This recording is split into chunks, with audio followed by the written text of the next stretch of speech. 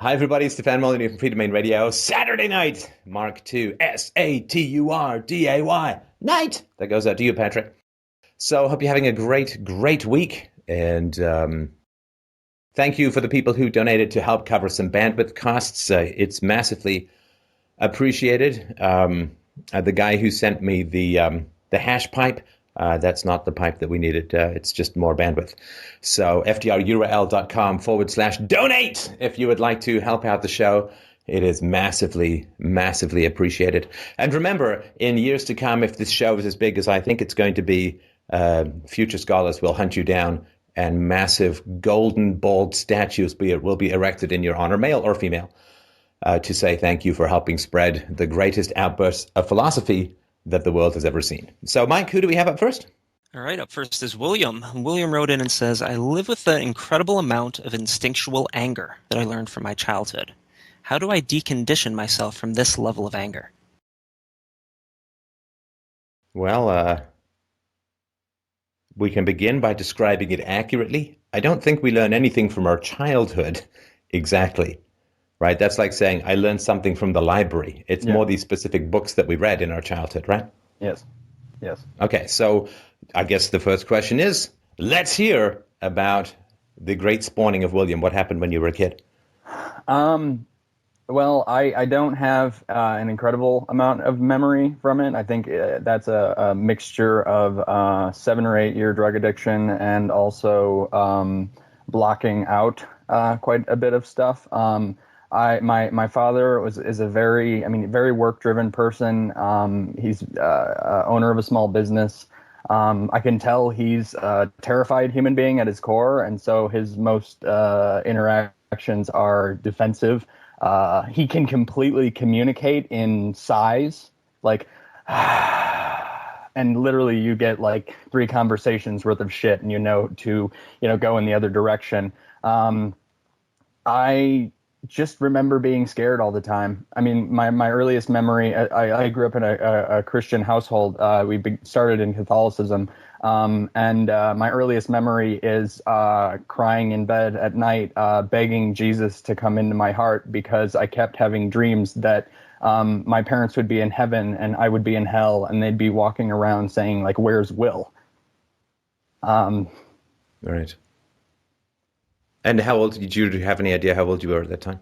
Maybe like 7, 8. Right. Yeah, the begging Jesus to come into your heart is I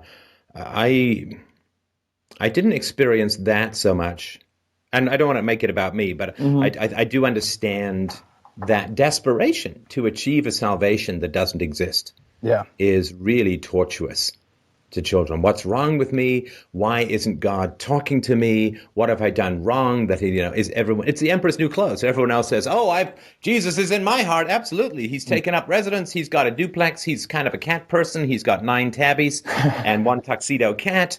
He puts his feet up, pops beers, watches reality television. I mean, he's not just taken up residence in my heart. I mean, I can't get him out here with 4 sheriffs and an eviction notice.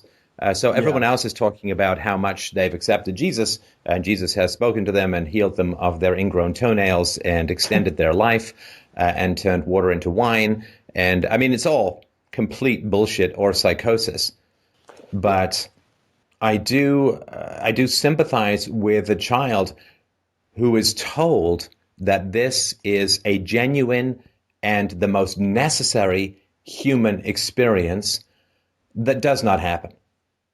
That does not happen because there is no Jesus, there is no God, and there's no grace that can enter your heart other than perhaps a surgeon named Grace who's going in there with a coat hanger to pull out a blockage. So I really sympathize with that because you feel like your parents are going to be bungee lifted out of the stormy sea of reality to heaven while you are going to go down to be eternally eaten by devil sharks. And that is a terrifying experience for children. So, Well, I mean, I think that there's just this big trend of this outsider feeling where I didn't understand as I grew up that most people were acting. and putting on masks as personalities and stuff like that.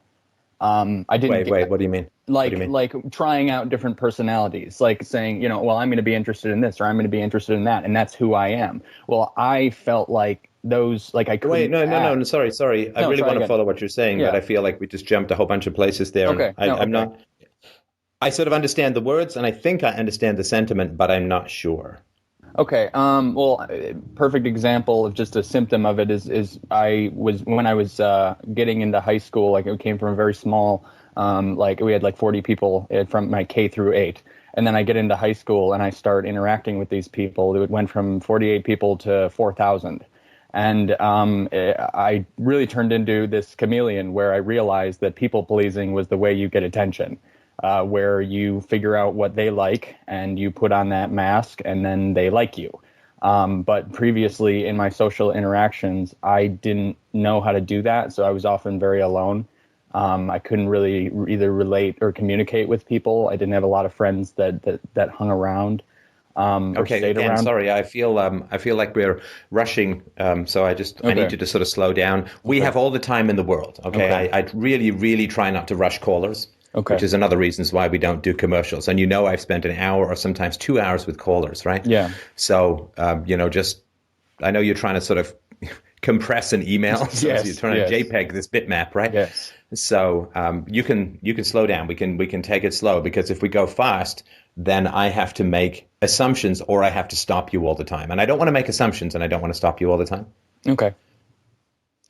Well, can you point me, Okay, so we started off with religion, and at the age of 7, you were begging for this fantasy possession of bearded, hippie, strangely white guy in the Middle East dude to come into your heart, right? Mm-hmm. And, bring me your Bedouin blue eyes and stare deep into my soul and heal me from the desperate fate that may await me. And how long did that process go on for? Are you still a believer? Did that end? I just want to do with the religion thing, and we can move on to other things. Okay. I no longer, subscribe to any of that whatsoever. But I'm incredibly interested in like mythologies and religions, mostly because I was so manipulated by it. But no, I no longer have any hallucinations and delusions about. Okay, so this is the second. Sorry to interrupt you, but this is the second time that you have ascribed a moral action to a non-material entity. You're saying that childhood taught you your anger, and that you were manipulated by mythology. You're right. Yes. Childhood did not teach you your anger, and you were not manipulated by mythology, because mythology is a concept, not a noun, right? Well, I bought I thought it was a noun. I didn't know it was a concept. Who manipulated you? Well, a lot of people in the church. I was very surrounded by youth groups and why were you in Sunday a church? Schools, because my parents insisted. Okay. All right. So you were taught anger as a child by your parents, and you were manipulated by your parents. The tool was religion, but the manipulation, the moral responsibility would sit with your parents, right? Yes. Okay, that's sort of the language. Like I spent half the day, God help me, researching Elliot Rodgers, the Santa Barbara shooter. Mm-hmm. And one of the things that struck me was the degree to which he was programming himself to escalating rage through the repetition of certain language phrases. It's so unfair, and rotting in loneliness, and so on. Right? That you could see him programming himself with this neuro-linguistic approach, to the point. And again, I'm not putting you even remotely in that category, but when we describe things incorrectly, we get lost extremely easily. Yeah. If the map is like north and south are reversed, we're never going to get where we want to get, right? Mm-hmm. And so you need to speak accurately, which is not to say honestly. I don't think you're being dishonest at all, but you need to speak accurately about what occurred to you. Otherwise, your anger is going to be like a bull charging around an enclosure looking for an exit that it can't find. The exit is always truth, right? And whenever we have an emotion that repeats, it's because we are not describing its origin truthfully. Yes. Right. So this is why I'm sort of stopping you and saying, look, you need to describe what happened to you truthfully. So you were indoctrinated by your parents into a religious mythology, right? Yes. Okay. So with that in mind, okay, so when did you begin to disbelieve in these fantasies? I think once I started, maybe 2 or 3 years before I started using substances. So I started using drugs at 14. So maybe 11 or 12. And now, 14, you had gone from the 40 to the 4,000 schools, right? Yes. Yeah. And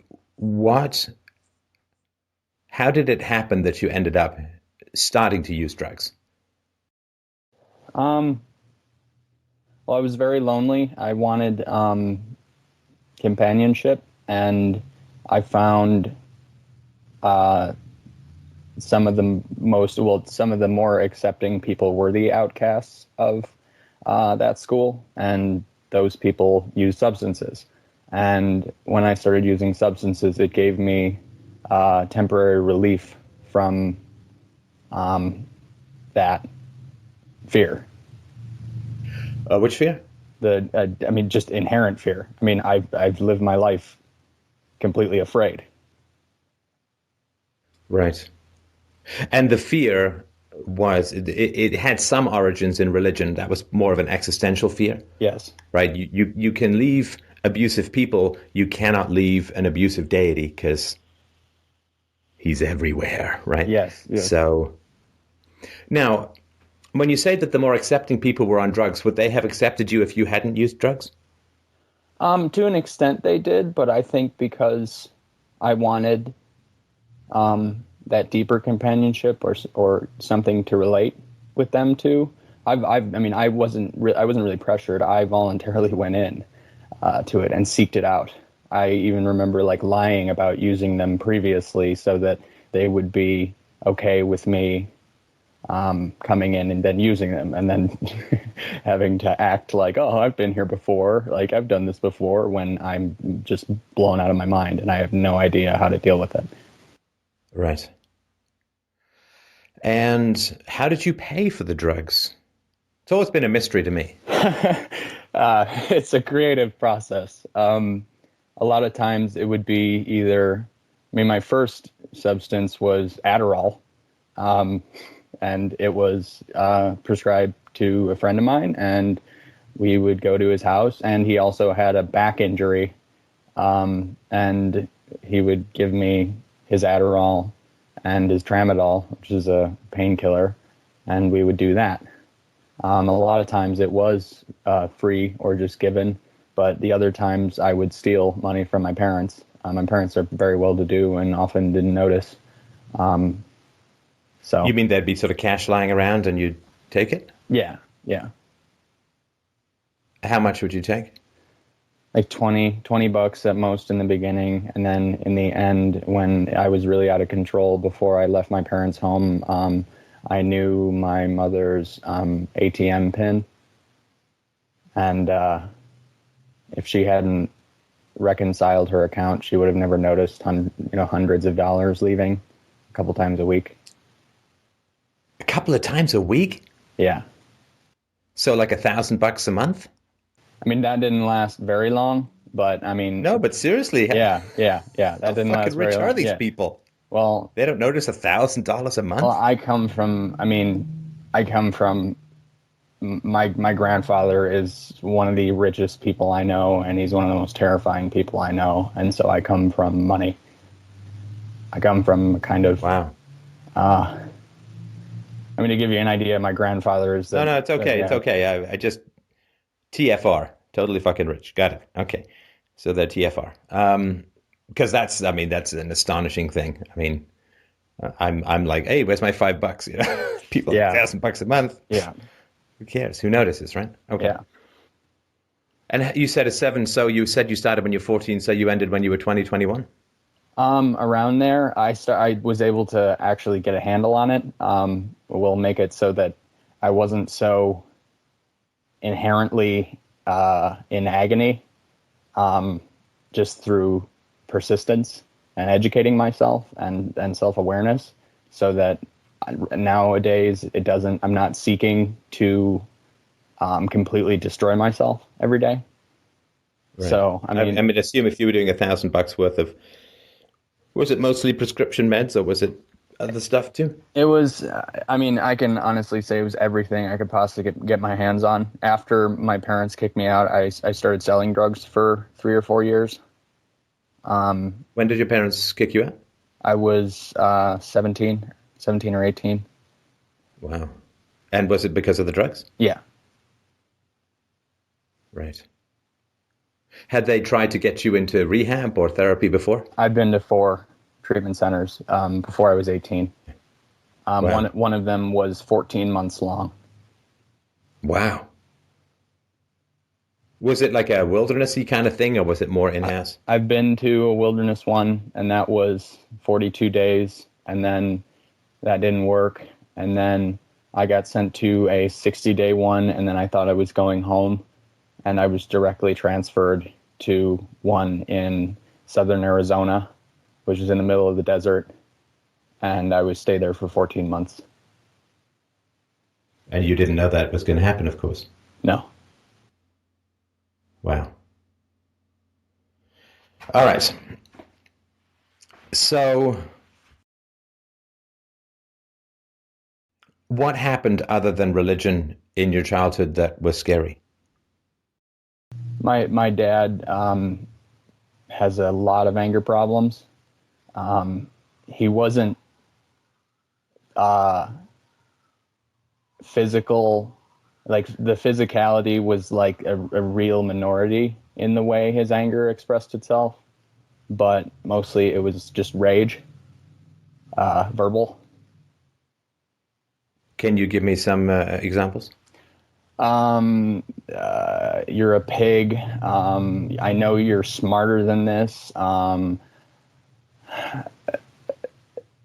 It's hard. It's hard to explain. It's mostly, like I said, he can communicate anything in just a sigh that he's pissed off.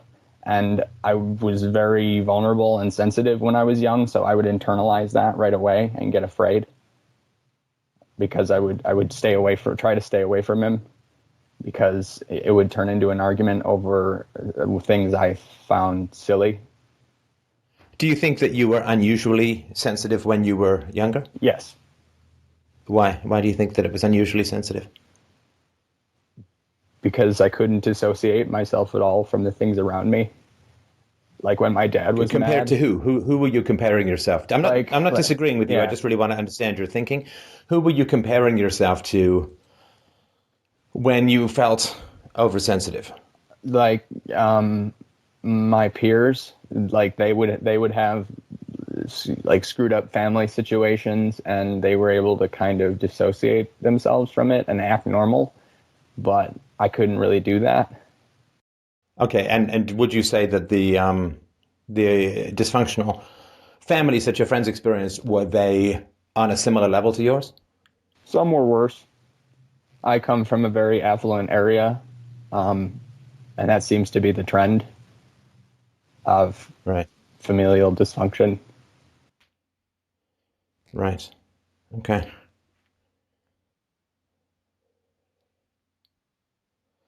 And did your parents consider you to be oversensitive?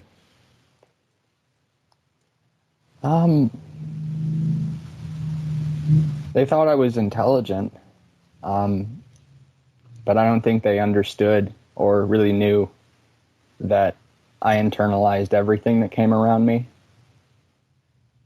and couldn't. Hey, I'm hearing a lot of self-blame here. Yeah, that's the tendency. I'm oversensitive, I internalized, right? Well, they didn't understand the animal that they were getting, and they didn't seem to want to very much. Did you just feel something strongly there? I feel it strongly right now because I don't really talk about my childhood, and most of it is a black hole. Good for you for doing it. I appreciate that. And I appreciate that you're doing it with me. The animal that they were getting, what do you mean? Well, I mean, I learn things very quickly. I'm decently intelligent. I'm very emphatic about things that I enjoy. I get totally sucked into things I'm interested in, like completely. I mean, nowadays I can't stop feeding my mind. I can't stop teaching myself. I can't stop trying to learn things new. And that's kind of, I don't know, I've just felt different. I couldn't relate to a lot of people around me. I felt like something was wrong. But as I've grown older, I've found that it's something that can be very beneficial. I think you felt more strongly when we were talking about how you seem to be self-blaming. Yeah. All right. Why would you self-blame, do you think? Because my parents have all the outward signs of good parents. I mean, we have money. My parents stay together. All my physiological needs were met. And so that was kind of the argument used as to why don't you just fucking act normal? Sorry, excuse me. Oh, don't worry about that. But, why can't you just function? So, yeah, because, I mean, they would be very frustrated by your drug use, right? Yeah, yes. Right. Yeah, I mean, the shooter from last night, Elliot Rogers, his parents bought him a BMW, and he had $300 sunglasses that he was really proud of, and, right? Well, he had lots of money. Yeah. He was, there's video of him with his parents. His father was the assistant director or an assistant director on one of the Hunger Games movies. And he was at a private Katy Perry concert. He was on the red carpet for the Hunger Games opening. He went to all the red carpet previews for all the Star Wars prequels and all that. So you'd think he'd be happy, Right. But Right. That's been the thing I've had to really deal with, is that you can have all the outward trimmings of what we're told makes people happy, and a lot of times it doesn't do a damn thing for you. Well, in some ways it's a negative, right? Yeah. Because it becomes harder for people to have sympathy with you if they're as shallow as other people are, right? Yes. Right. Right.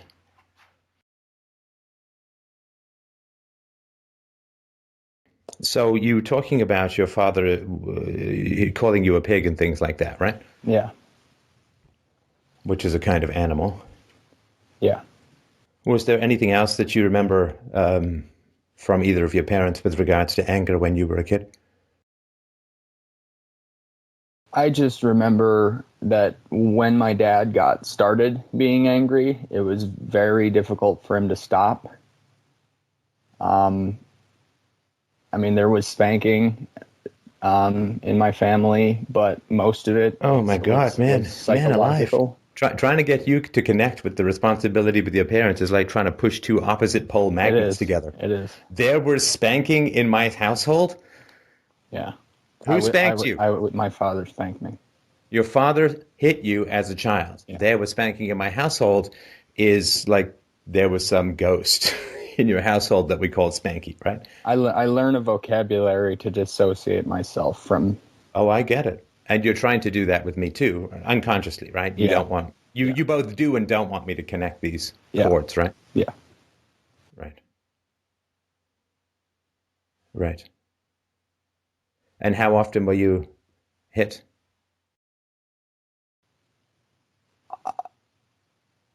Maybe once a month or once every 2 months, but that could be completely wrong because, like I said, I don't know if it's a mixture of me blacking out my childhood and the drug use. I don't know what predominantly made it so that I can't remember a lot.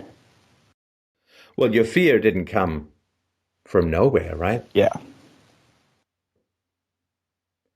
And how would the spanking manifest? What would happen? Spanking covers a wide variety of topics. It would mostly be just misbehavior and not listening. Not No, well, no. not What I mean, sorry. What I gynecology. mean, sorry, I wasn't clear. What I mean is, what would the spanking? How would it occur? Would it be pants on, pants off, hand, Pants open off, hand, fist, implements? pants off, open hand. But my dad So is a bare very buttocks, very strong guy.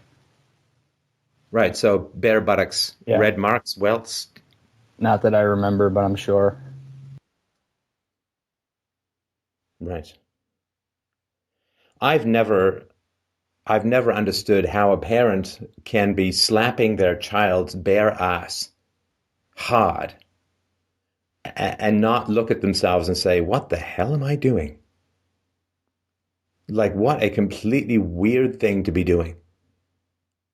I mean, as an adult, that's a sexual fetish, Yeah, right? I mean, it's a sexual fetish act on a helpless and dependent and physically confined and subdued child. I'm incredibly sorry. And of course, as a big scary guy, there's a lot of terror. And in between, of course, you don't know when the next one's going to happen, right? no. And so I think it was more the kind of fear of that that made it so that when he didn't spank me, it would still seem just as powerful. Sure. And what about your mom? My mom is very different from my dad, but I've learned that she enables that and kind of has subscribed to the way he looks at the world. I often look to my mom for help from that. Was she present when you were being spanked? Most Was of the she in time, the house? Most of the time, yes. So how the fuck is she so different from your dad if she didn't like take you to a That's safe place and demand that he never do it again? as in just a outward personality. That's about it. Well, I'm not interested in the outward personality. Yeah, but that's the thing. Right? I This don't. is not a show about what kind of fucking earrings she wore, Yeah, right? yeah, Or how she presented herself to an enabling society. yeah. Okay, so she fully approved, I would assume, of your dad's spanking of you, right? I mean, by her action, she would sometimes sympathize, but not do anything to change. Mostly just his anger too. That's the most she justified it. She She justified rage. justified His his rage. anger. Yeah. Okay, so his rage. And how would she justify his rage? And how would this come up? Give me a sense of conversations. What would happen? After it would happen, I would try to come talk to my mom and explain to her, like, try to get some sympathy or some protection, and she would agree with him as to what I've done wrong, and I guess in that way enable him. I never really felt protected from her. Well, you never really. In what way were you ever protected Not really. from him by her? Sometimes I could tell she was a little sympathetic, but it didn't come out in action. Right. And are you someplace private at the moment? Yeah. Are you physically relaxed? Like, are you sitting down or lying on a bed or something? I'm sitting on my bed. Okay, do me a favor if you can. Just try and sort of physically relax your body. Okay, take a couple of deep breaths.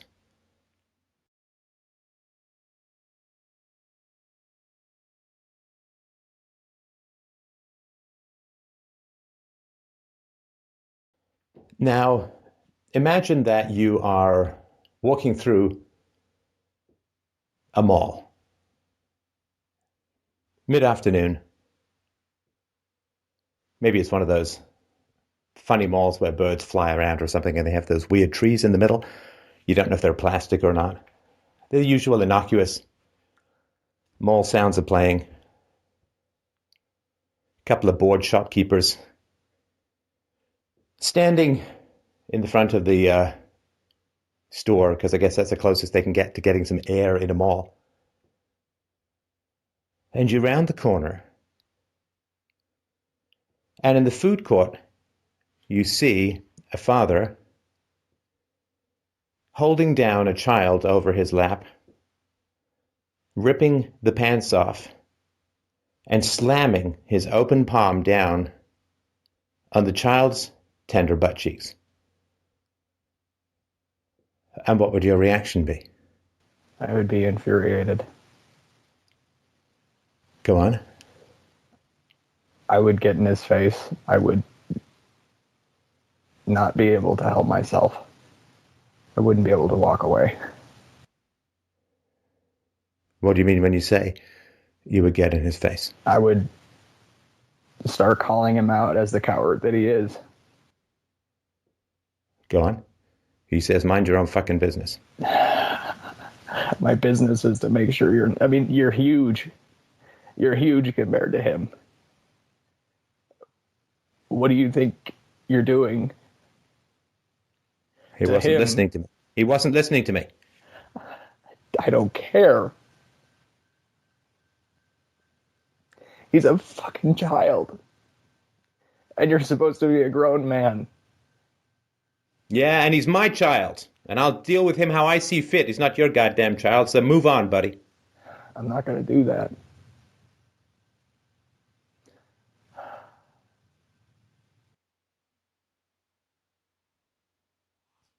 What are you going to do about it? I would probably assault him if he didn't stop. Right. Or get him away from the kid. Call security. Yeah. Of course, the reality is that in many places this would be perfectly legal and you'd go to jail for assault. Yeah. But nonetheless, right? Yeah. Now, why did I suggest that? To make me look at what happened to me in a light that isn't influenced by my self-blaming. No. No? It's a great guess. Okay. It's a great guess. It's a great guess. It's a great guess. Would you like to try another one, or shall I give you a hint? Give me a hint, please. Who were we just talking about? My dad. No.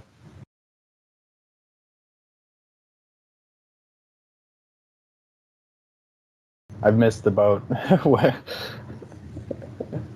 No, you haven't missed the boat. You just have the estrogen fortress around the female heart of evil. My mom. Right? So who were we just talking about? My mom.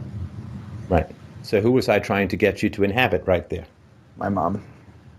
I gave you a mall. I gave you shops. I gave you lots of feminine cues, right? That's what I wanted from my mom.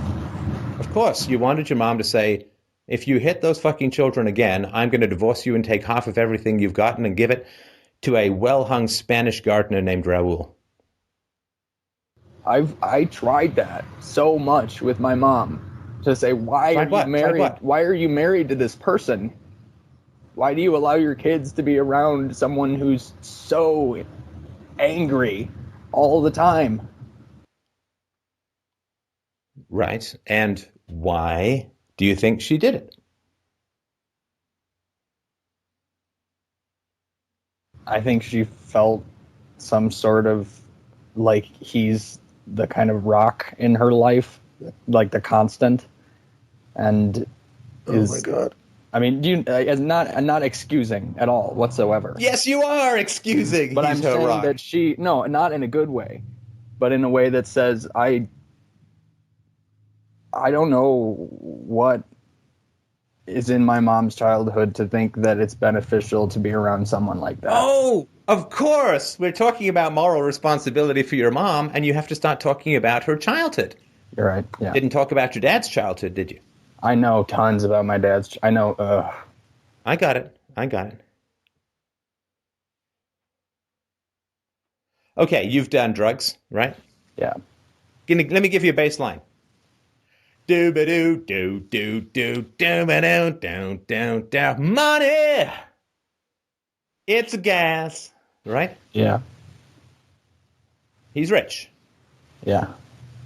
He's rich. Did your mother work? My mom works as the They're co-managers in the same business. It's his business, though, right? It's his business. Yeah. I just found out that it's 51% my grandfather's business a year ago, and that made a lot of sense. And does your mama like to spend the money? Yeah. Yeah.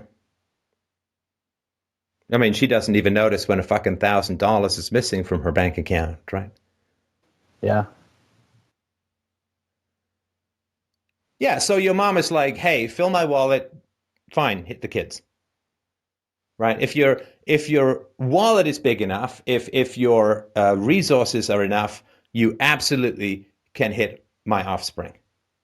My offspring's asses are for smacking sale, right? Ka-ching, aisle 5, tender child bottoms for striking. All it takes is hypergamy and a river full of money, right? Yeah.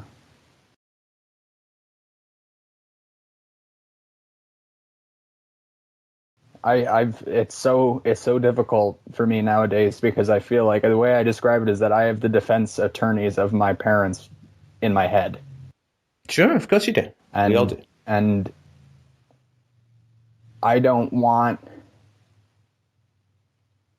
to constantly feel rage against them because it hurts. Oh, no. So No. try. No. This is where your self-ownership lies. Yeah. You absolutely do want to constantly feel rage against them because you are.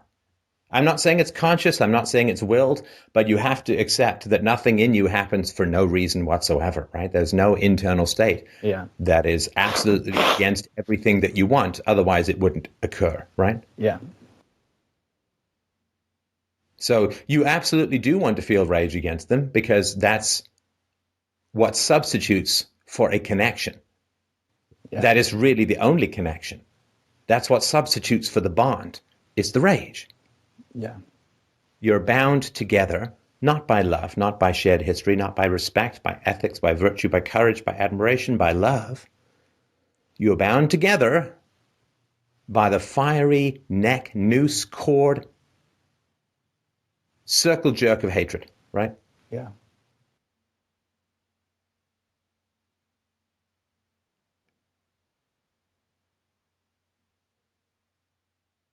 What did your mother say when you said, why stay with a man who is so violent, who is so full of rage, who hits his children and screams at them? He's my husband. That's meaningless. That's tautological. Why is he your husband? Because he's my husband. That doesn't mean anything. I know. So what does he say? I mean, because I love him, because we're companions, we're partners together in this. And this is partners together in what? In life. In parenting. Yeah, but I meant that too, right? I felt like a liability. Felt like I was looked at as an expense. Wait, who? Are you your mom or you now? No, I'm me. I felt like I was a liability to my family. Like I was looked at as... Well, you were a liability to your family. Yeah, but that... I mean, you were on drugs for 7 years. Yeah. I'm not trying to say that you were a kid. I'm not trying to say it's all your fault, but you were a liability. Yes. Yeah, most definitely. And you stopped believing in God. I assume they're still religious, right? Yeah. Right. Yeah, it's funny how the love your enemy shit doesn't seem to apply to children, where it's spare the rod, spoil the child, right? I don't understand. If you beat your child, he shall not die. But if you do not beat him, he will not enter the kingdom of heaven, right? Yeah. Felt like they never actually read the book. Oh, God, no. To read the book is to flee the book. Yeah. I mean, it's a Stephen King without end, right? Yeah.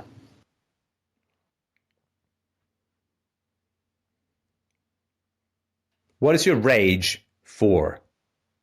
What is it trying to tell you to do? I think my rage is because I feel helpless in fear.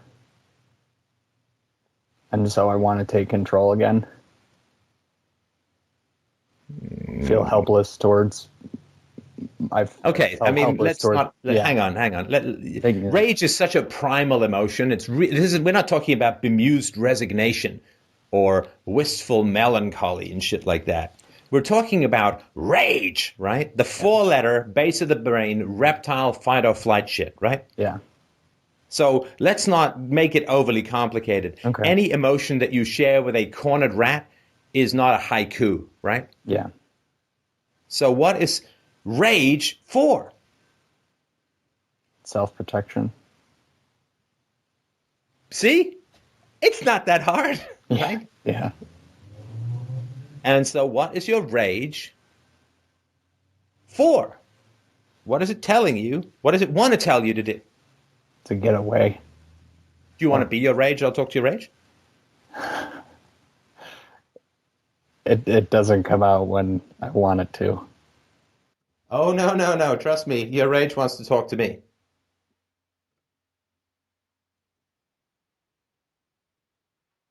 Let's try it. Okay. Maybe it works, maybe it doesn't, right? Okay. So, William's rage. When were you born? 1990. May The rage 4th. was born in 1990? Well, I'm talking to the rage now. Don't give me your...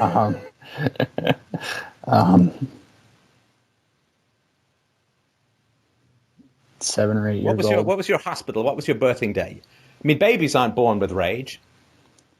So when did you first come into being? When were you born? 7, maybe 8, maybe. Okay, great. And were you happy at being born? Do you want to be there? No. Okay. So if you weren't there, what might be there in your place if you were free?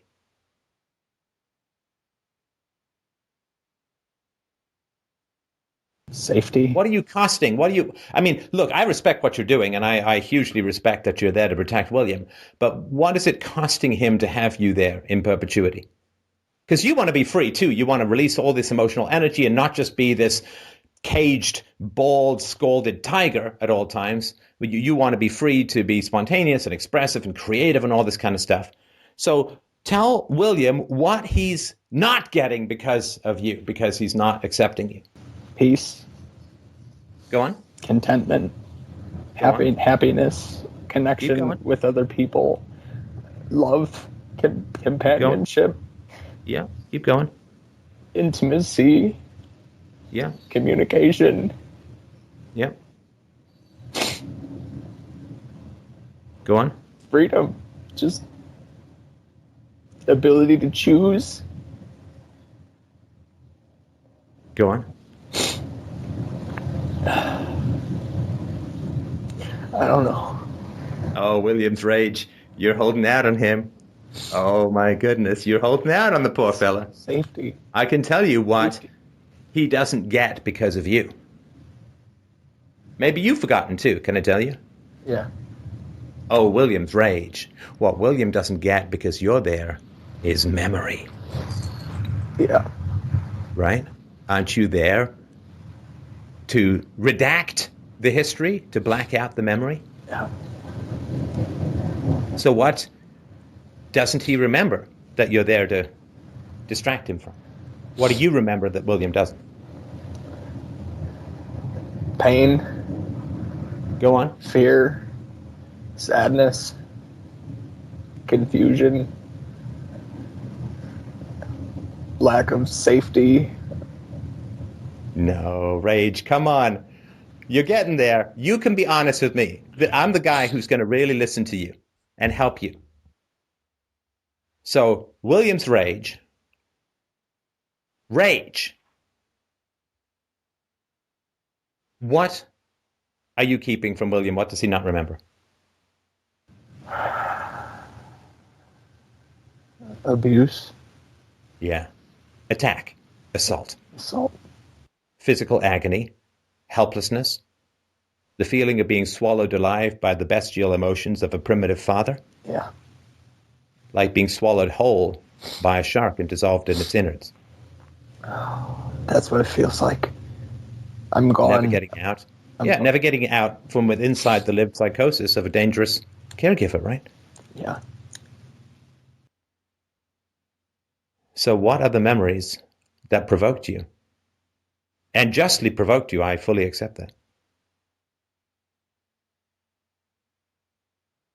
Being helpless to defend myself or have anyone else understand me or have empathy for me or love me. Yeah, when you're being assaulted, rage is empathy. It's not sympathy, but it's empathy, because you are correctly identifying the emotions of the attacker, which is sadism and the desire to destroy an entire personality without even doing the fucking kindness of killing the body, right? Yeah. So William's rage, and remember, this is anonymous, and we never have to publish this at all. But if it was just you and me in a deep underground bunker, eye to eye, what do you want to do to these attackers? I want to kill them. Right. Right. Go on. I want them to hurt as much as I hurt. I want them to understand what they're doing to me. Do you think they don't? No, You don't think they know what they're doing to you? I don't think they understand the extent of how it just destroyed me. But you can't kill them, right? No. Because they've got food. They got shelter, right? Yeah. Can't kill them. That's like it's like you got a gun and you're in jail and you shoot the jailer, but the jailer's the only one who's got the key and no one else is coming, right? Exactly. Now the jailer's dead and you hate the fucking jailer, but you can't now get out of prison, right? Yeah.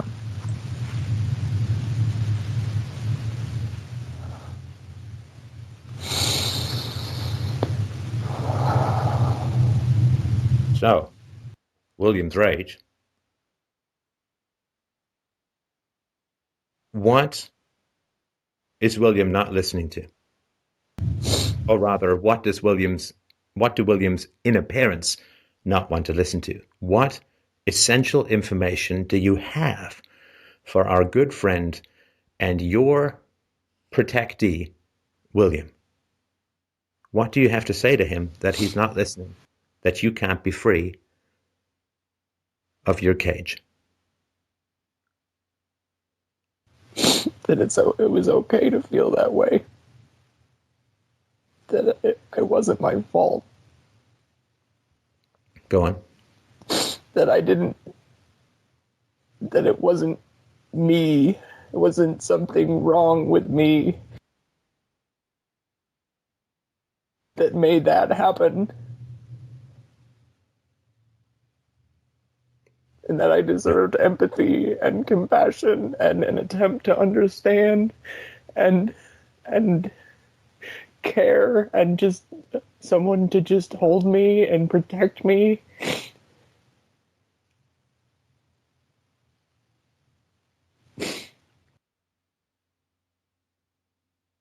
I mean, he won't let you speak, right? He won't let the rage speak because he keeps. Remember, you probably heard me talking to him about his childhood did this, and there was spanking in the house like a vase or something. I mean, you heard me trying to get him to talk directly, right? Which is what you need, what you're saying, right? Will has all the tools to be able to run away from this. Go on. He's built his intellect as a defense mechanism, not to embrace the pain. Right. Yeah, you heard him talking about rage, and I said, look, it's the brain reptile stuff, right? Which is what you and I are talking about here. I mean, he's building this big ice castle of abstractions over top, and you just want something very simple and clear to get across to him, right? Yeah.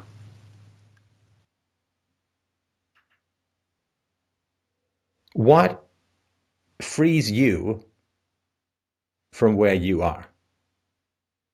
What do you need William to do, to accept, to understand, and to do? Because it's not just about listening to yourself and thinking about yourself and feeling for yourself.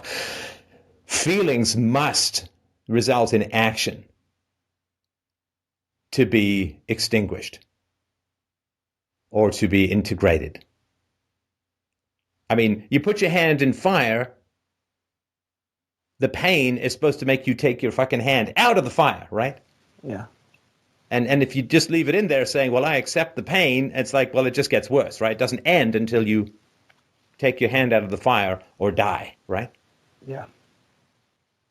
So what do you need, William, to understand and to do in order to let down your guard and let all the other great stuff that you were talking about in past your moat? Will needs to understand that I did this for survival. That Well, tell him. He's here to listen. Tell him. you need to understand I did this for your survival. Mm-hmm. And I couldn't be helped.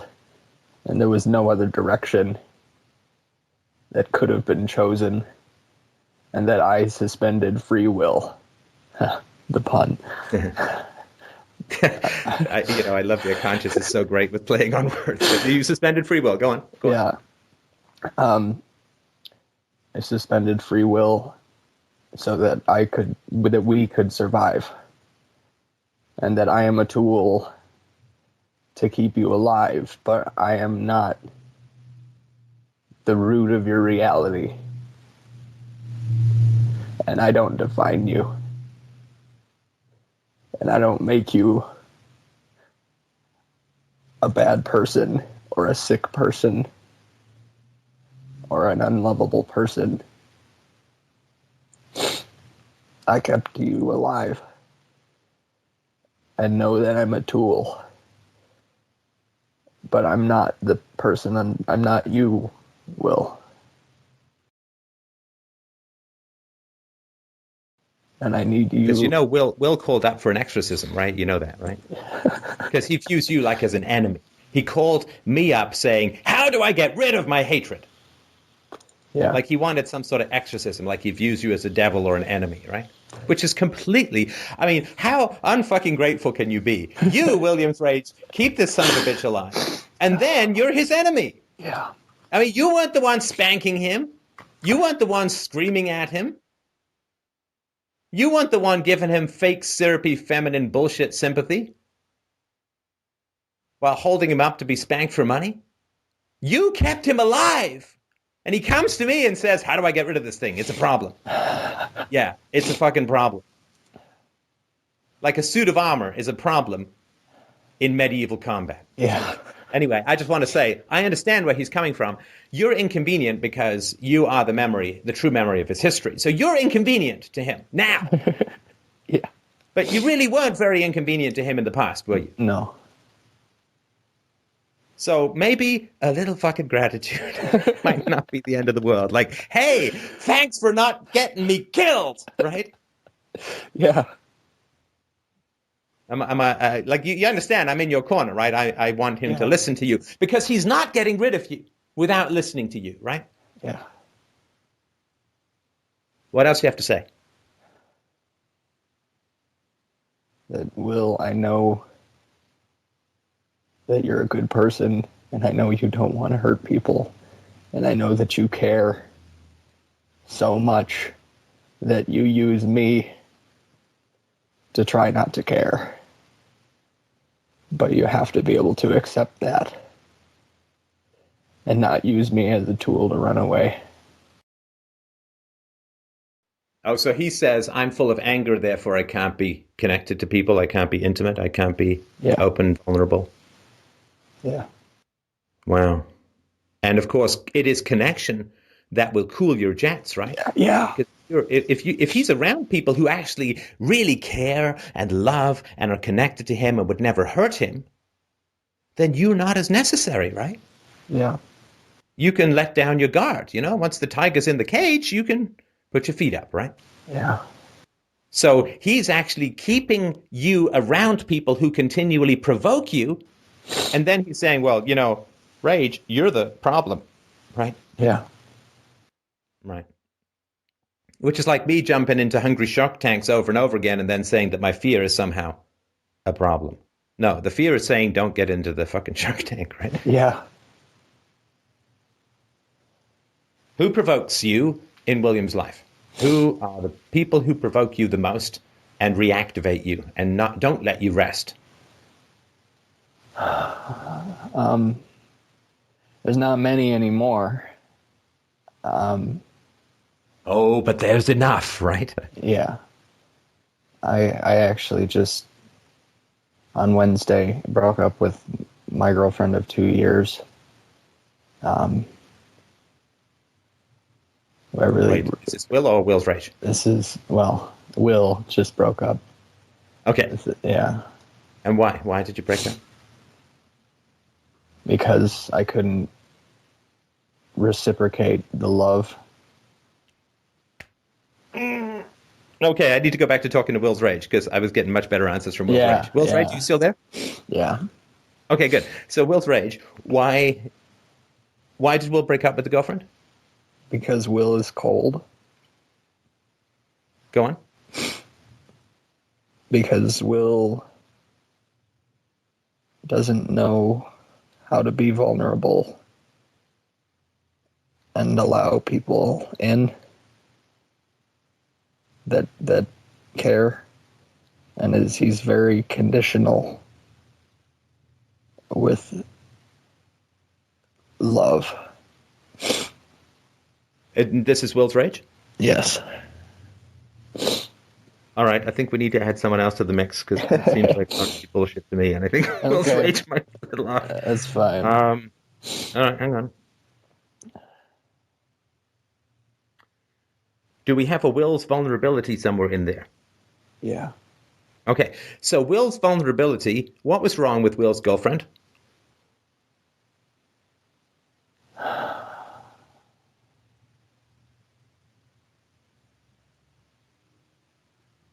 She depended. Because, and the reason I'm asking is that Will and Will's rage blamed Will for the girlfriend, right? Now, let's say that that's completely true. I don't know the girlfriend, I don't know the relationship. Let's say that's completely true. Will is cold. Will keeps people out, shuts people out, blah-de-blah-de-blah, right? Yeah. Why the fuck would some woman want to be with someone like that if she's all that, right? Yeah. So that's why I'm asking Will's vulnerability, what was wrong with the girlfriend? I'm not saying nothing was wrong with Will. My question is what's wrong with the girlfriend? Because Will has a bit of a habit of saying what's wrong with him, right? And not what's wrong with other people. What was wrong with the girlfriend?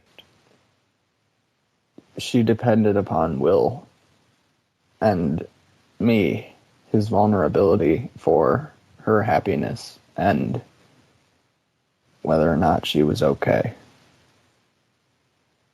And I, as Will's vulnerability, am just beginning to feel again and be a part of Will's life.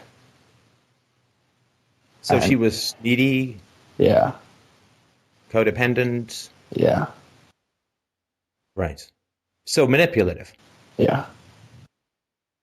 Right. Yeah, people who are needy, they view other people as threats that they have to be around. Yeah. Right. So if you're locked in the room with a hungry dog and you got a pile of steaks, you're going to keep throwing steaks to one side or the other, right? You can't get away from the dog, but the dog needs to be fed or it's going to bite you, right? Yeah. All right. What Will's vulnerability, what did William's girlfriend think of William's parents? She shared in the anger towards them when Will expressed it.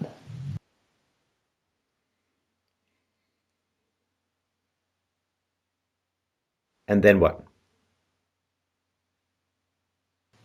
I don't know. Sure, she would say, yes, that was terrible. And yes, and be emotional about it. And what was her family like? Her mother is a very caring and supportive person. Her father left her mother for a younger woman during her childhood. How old is she? Guessing like 13.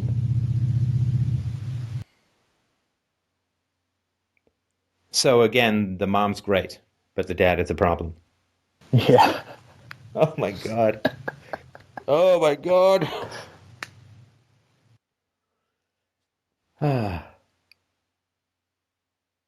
So I guess that's William's girlfriend's story about her mom. Yes. Right. Well, given that I can't talk to William's girlfriend's balls, I'll have to continue this conversation, right? Mm-hmm. Let's go back to William's rage, and thank you for letting the vulnerability speak. I appreciate that, and thank you, vulnerability, for cutting through the clutter a bit. So, William's rage, you must be pretty fucking tired, right? I'm exhausted. Right, like rage is like, it's like holding up a central tunnel support on a subway line, right? I mean, it's exhausting. And you want to do an Atlas Shrugged thing, right? Just shrug it off, right? Yeah. And get on with something else, because you're really trapped, right? Yeah. So, if you could snap your fingers, take control of the William Bot machinery, what would you have him do so that you could turn off these exhausting force fields? I would have William learn how to be okay being alone. Oh, God! That's not a doing. So, Rage, stop censoring yourself. Right? Because if he's, yeah, I understand. So if he's alone, right, then you are not going to face any imminent threats, right? Yeah. Okay. What do you need him to do? Not what state of mind do you need him to get into, which is not a doing thing, right? Yeah. What do you need him to do so that you can feel safe enough to turn off the force fields, or at least lower them? I don't know at this point. You do, but it's not to be spoken of.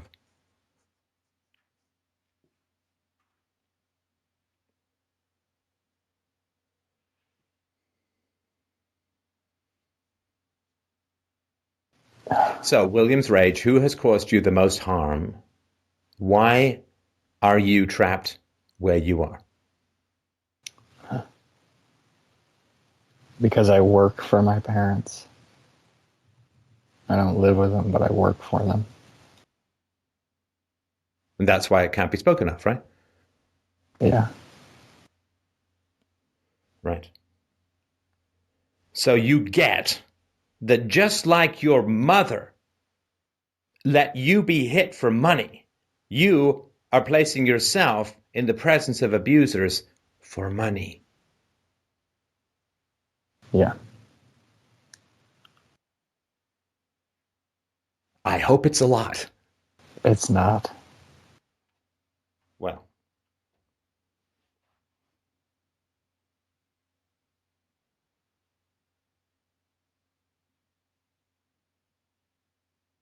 William's rage. If you could safely, through one-way glass, say whatever you want to William's mother and father with no financial risk, with no professional risk, with no repercussions, what would you say? Why did you find it okay to do this to me? Why? No. Your rage knows. What you're talking about is curiosity. I'm not talking to William's curiosity. I'm talking to William's rage. And William's rage doesn't have questions. Rage is an answer. It's not a question. Perplexity is a question. Curiosity is a question. Wonder is a question. Alertness to a sound in the night is a question. Rage is when the bear is halfway through the air at your throat. That is not a question anymore. There is something What would seriously...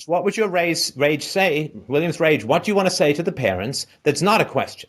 There is something seriously wrong with both of you. Go on.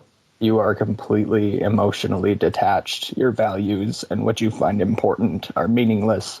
You find your status or your success in things that have no real, deep connection with what you should care about. All right. Take a deep breath. You're holding back like crazy, right? Your whole body's tense. Okay. Deep breath. This is fantasy land. You can say the stuff that you want. But try it again. Go ahead.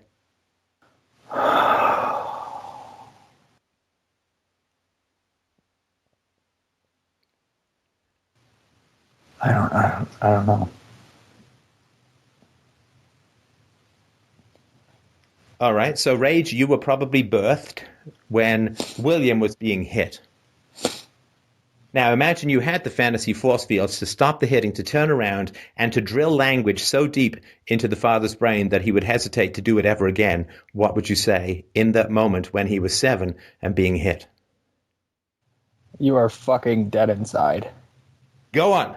You are terrified of death. You are terrified of the future. You are terrified of the past. You are terrified of your reputation. You are terrified of wrongdoing and getting in trouble and doing anything that deviates from what you inherited. You are terrified of doing anything that might be different or free thinking from your parents. You're terrified of everything, and I don't want it.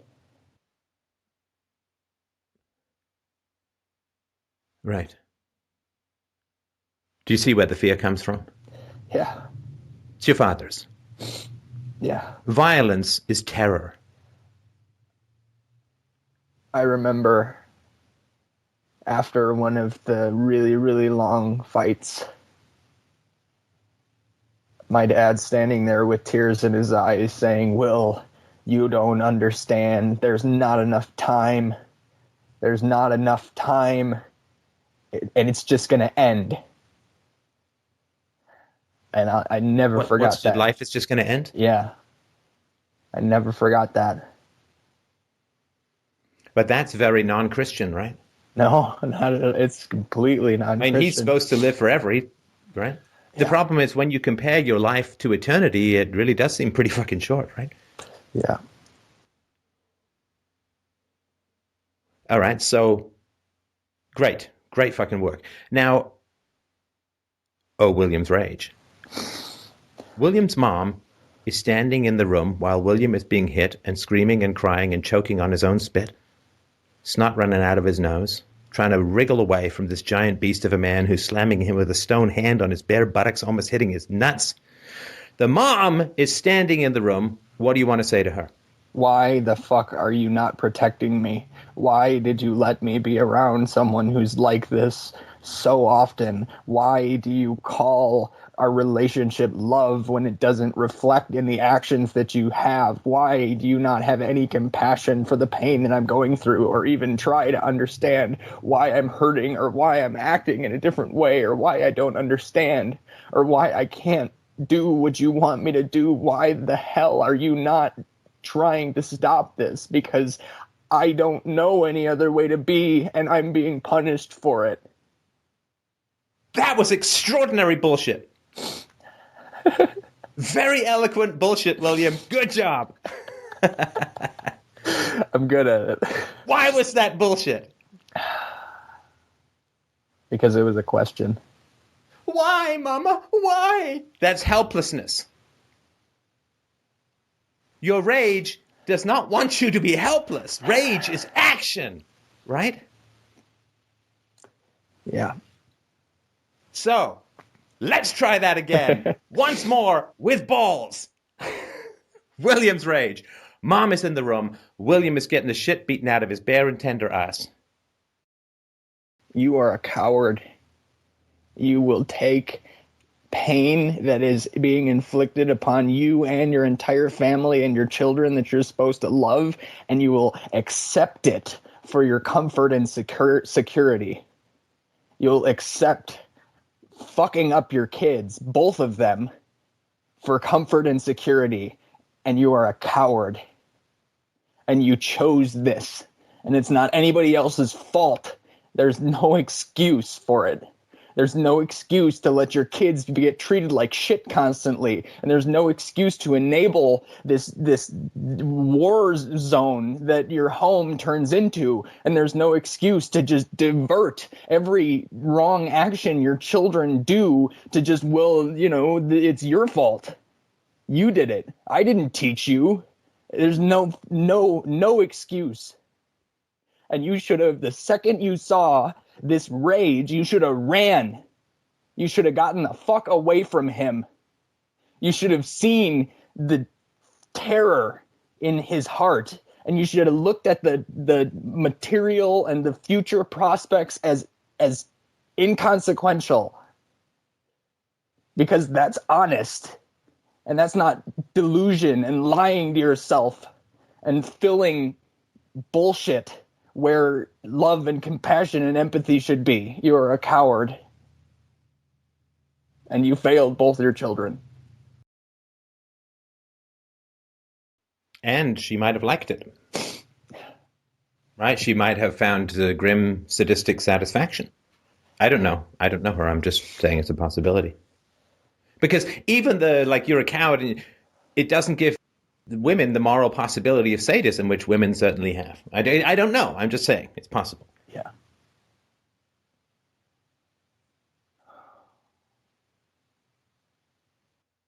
Okay. So, William's rage. Thank you. Thank you. Thank you. Thank you. Thank you. Thank you. Thank you for William's continued existence.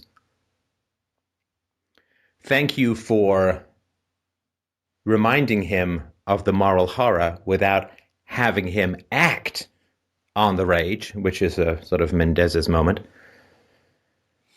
Thank you for navigating through these fiery tentacles of random lashings and getting him here tonight to this conversation. Great, great fucking job. If there were medals enough to sink a battleship, I would pin them on your Fabio-style, though very hairy chest. So, no, seriously, great job. What do you need William to do? I need him to cut the maternal cord and walk away. Go on. Make it clear to him. I need him to face the fear of insecure income and go and do what Will loves and is passionate about without the censorship of my abusers, his abusers. And to stop relying upon their success to define, get out of this purgatory situation where, someday I'm going to go and do something different. No, get out. And to stop. And what do you, I'm sorry, no, go ahead. Don't let me interrupt. Go ahead. To stop for Will to stop telling himself that even though his parents aren't always directly involved in the work he does, that his proximity around it holds him back tremendously. So, William's rage. What do you think will happen? And I think you know, but what do you think will happen if and when William speaks the real truth to his parents about his experiences?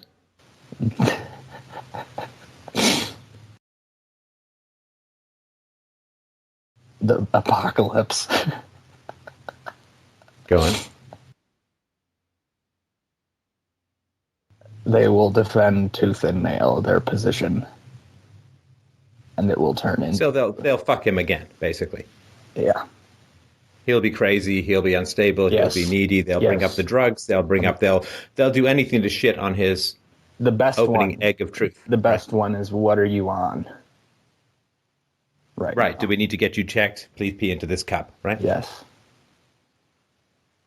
Is there any way to communicate to the parents in a way that will cause them to not be defensive or will help them to not be defensive? No. All right. And that's what you need William to know, right? Yeah. That there is no possibility to not be in a non-abuse, sorry for all the negatives, there is no possibility to not be in a non-abusive relationship with them. Yes. A non-exploitive relationship, a non-destructive relationship.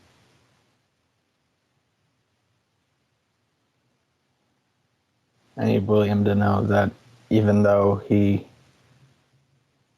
sees improvement in these people, that he'll die before he actually gets what he wants from them.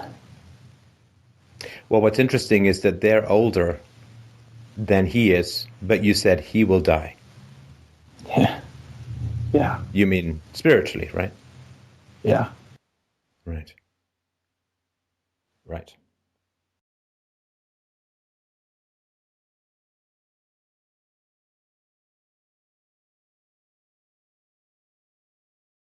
Is there anyone else who wants to say anything in there at the moment?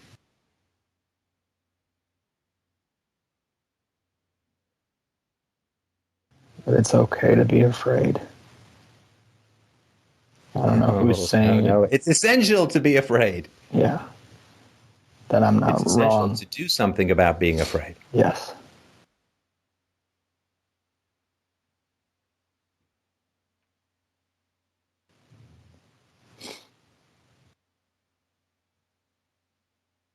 Anything else?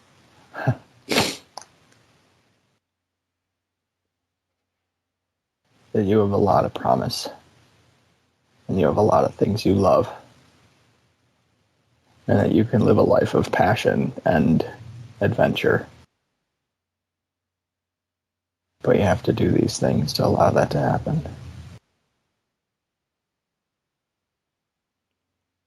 Everybody inside you wants you to be safe and happy.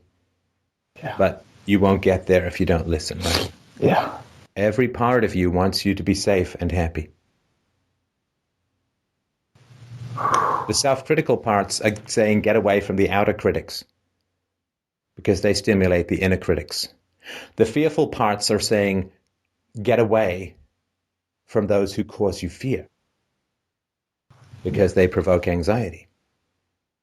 Fix relationships or end relationships.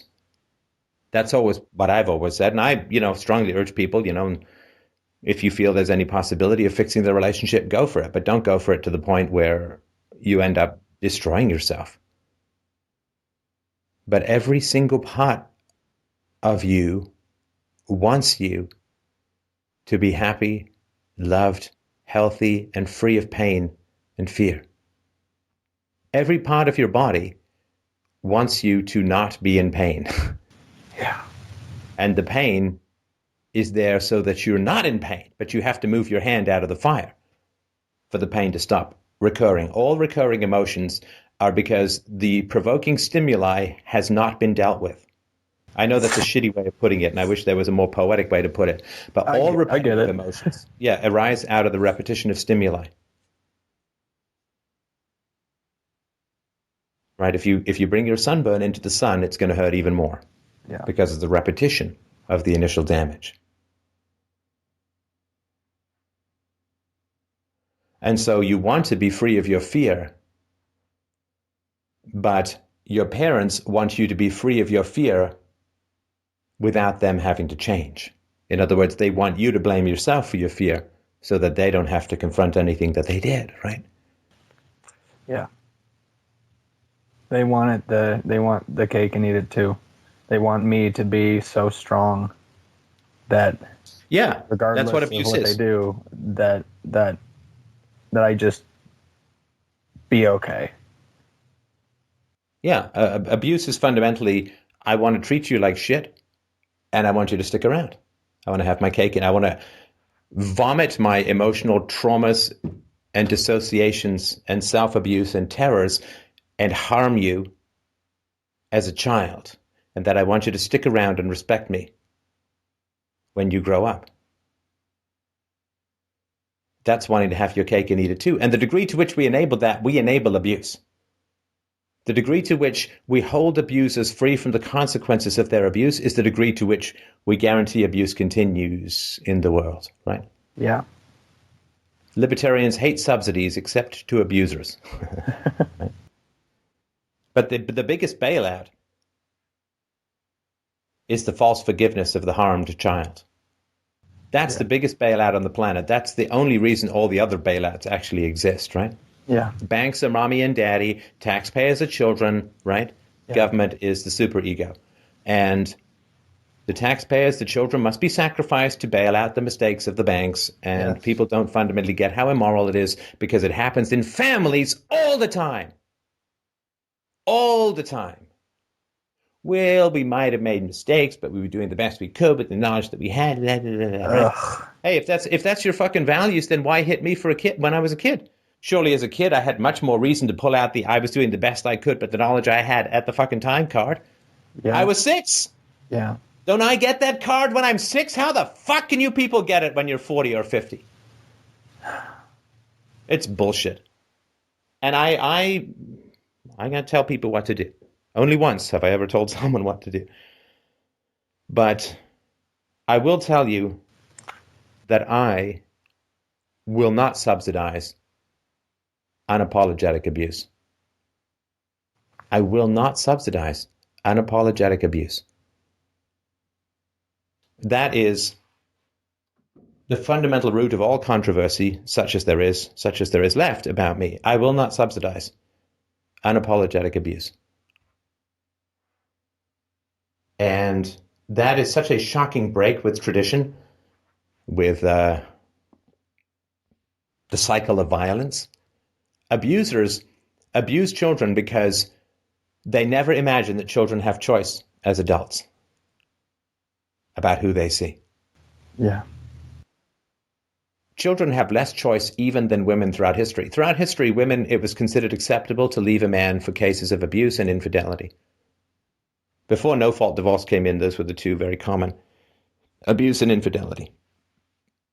Well, sorry that I listened. Right? Abuse is a reason to leave a marriage if you cannot reform the abuser. Abuse is a reason to leave a family of origin if you cannot reform the abuser. I will not fucking subsidize abuse because I know it comes at the expense of good souls like yours, William. And I also know that it guarantees the repetition. Are the banks going to change their ways if they get bailouts? Of course not. Are parents going to treat children better if they constantly get bailed out by the guilt and Stockholm syndrome of the victims? Of course not.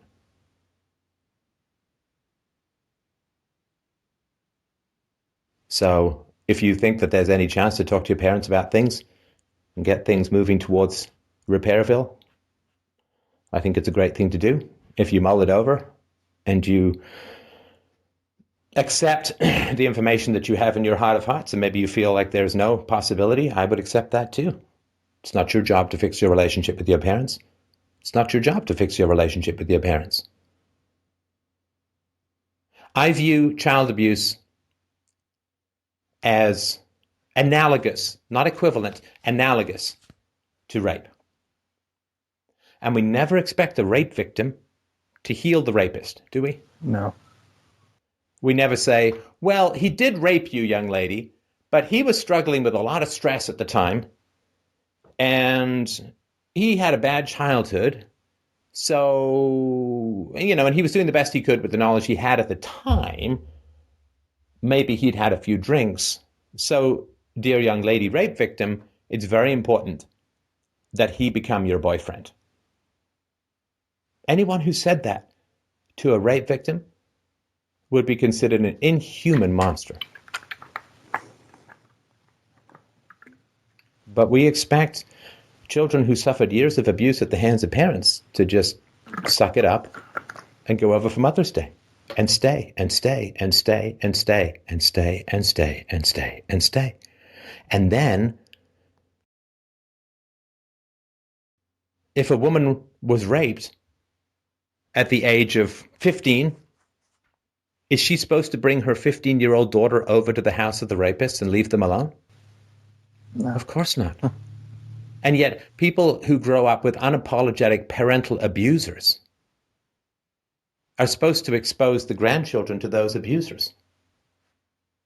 It's fucking sane.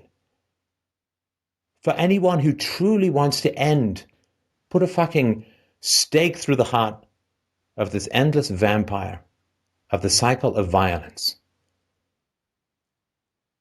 For me, it was like, apologize, get therapy, maybe. Don't do that. Take a flying, long fucking walk off a short pier. Get the fuck out of my life, you tumors with legs. Because I don't have the right to expose myself to your abuse, because that echoes it back out into the world, and I certainly do not have the right to expose my child to child abusers, to people with a documented and recorded history of significant child abuse. And because I can't expose other people, myself, or children to abusers, I am stuck in my life while you're around. I can't move on because you guys are like anathema. You're like sunlight and garlic to vampires with good people who come into my life, because they look at this unholy troll clan that birthed me and they say, whoa, oh my God, right? Yeah. Don't you feel the kind of stuckness? Like you can't get to a better place. You can't move forward. It's like Groundhog Day over and over again. Yeah. But I'm insanely persistent. That's the only thing that's really... Oh, I get that from the call. Good for you.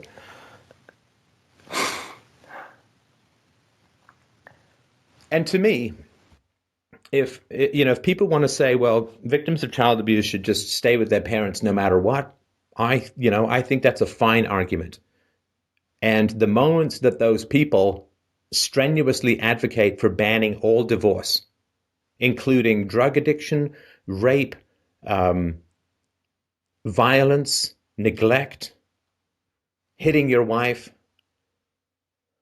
If those people who say that adult children must always and forever stay with abusive parents no matter what those parents do, I will start to take those arguments with even the slightest fucking vestige of seriousness after those people work strenuously to ban all forms of divorce, no matter what.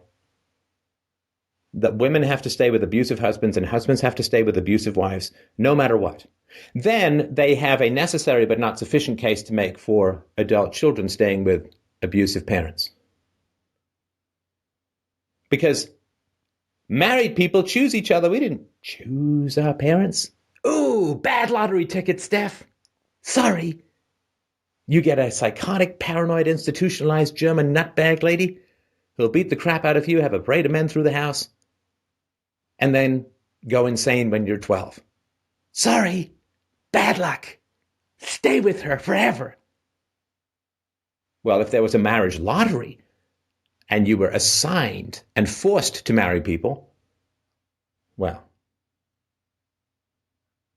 as soon as these people start making sure that they go to countries with arranged marriages and agitate for laws that says no matter how abusive the husband or wife, you can never, ever leave that marriage, well, then I think, oh, okay, so they really are. So if relationships are voluntary, you can't leave them, then they'd at least be able to say, well, look, I have relationships that even though there's abuse, you shouldn't be able to leave them.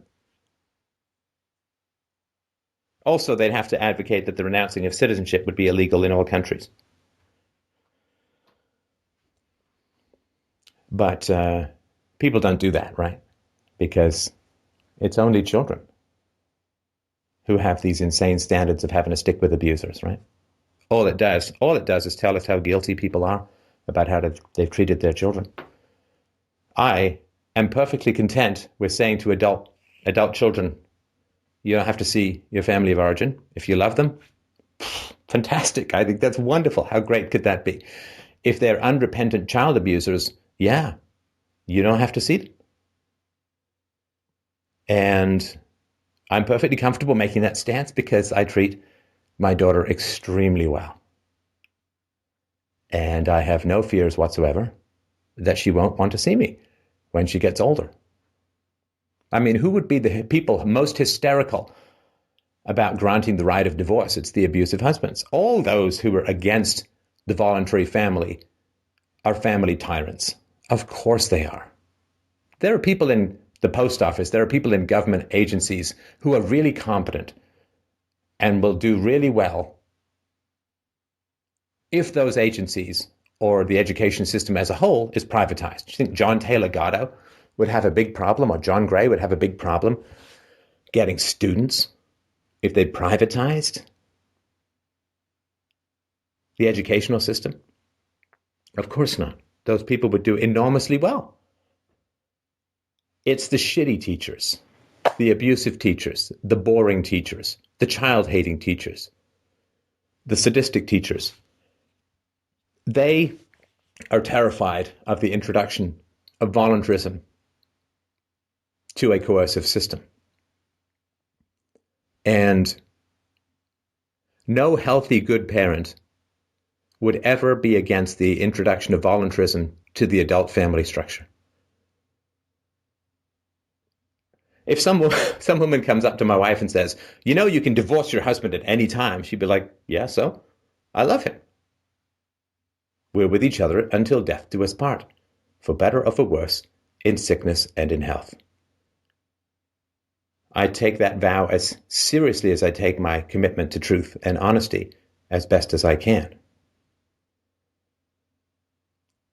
But if someone comes up to a woman and says, you know, marriage is voluntary, you can leave your husband at any time, and the husband goes insane with anger, all he's doing is confessing he's a shitty husband and an abusive husband.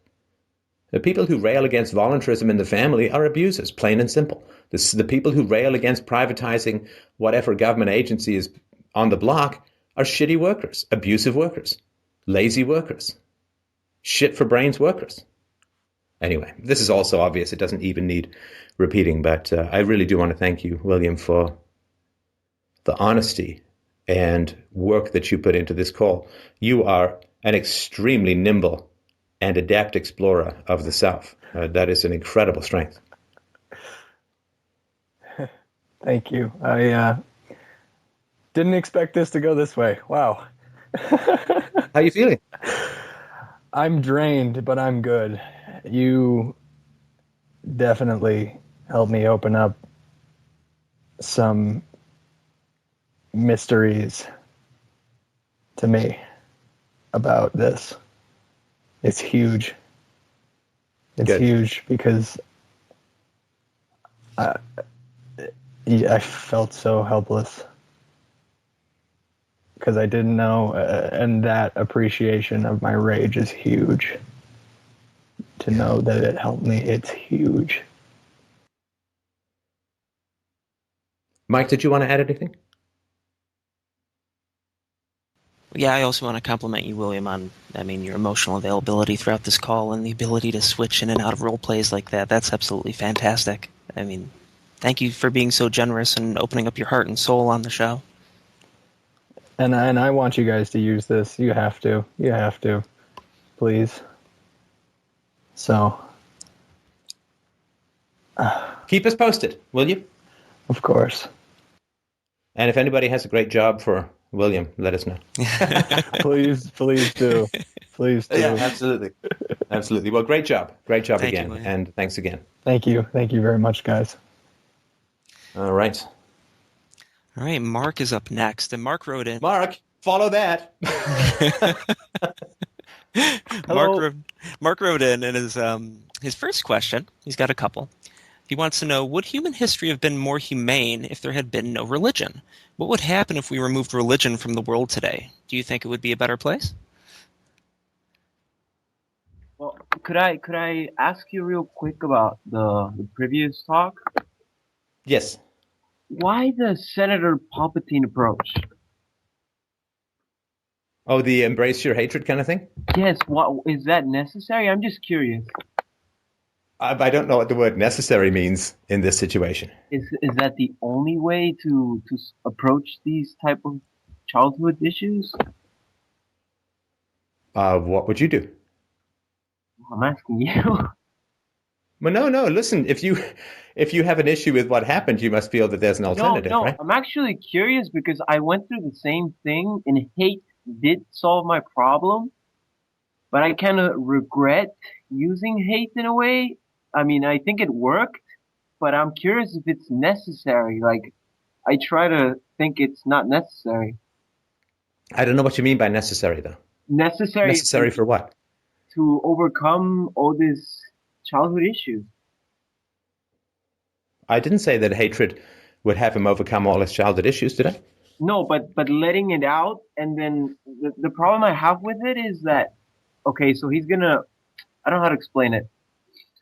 I used to hate my mother a lot, and I really make a big deal about it, made a big deal about it, but now I just, let it go. Just, I mean, I understand her. She was terrible. She destroyed me, but I mean, well, what is hate and anger gonna do for me?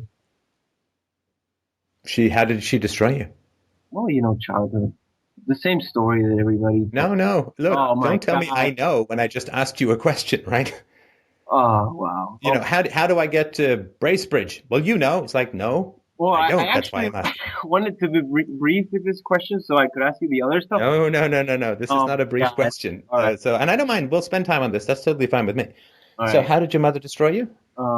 She was very abusive with me. She kept telling me that I was the problem, that, I was ruining her life by being a problematic kid, not getting good grades, comparing me with other kids. Look, everybody gets good grades and you don't.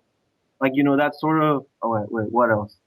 Because you like I bet you she didn't like you comparing her with other parents, though, right? oh no, it drove me crazy, right? But I believed it. When you're a kid, you feel that you are a fucking problem. No. Oh, No, I don't know that. I think it's adaptive and it's a great survival mechanism okay, to pretend to believe in the justice of your parents' irrational attacks on you, for sure. It's a great survival mechanism because it doesn't provoke further attacks, right?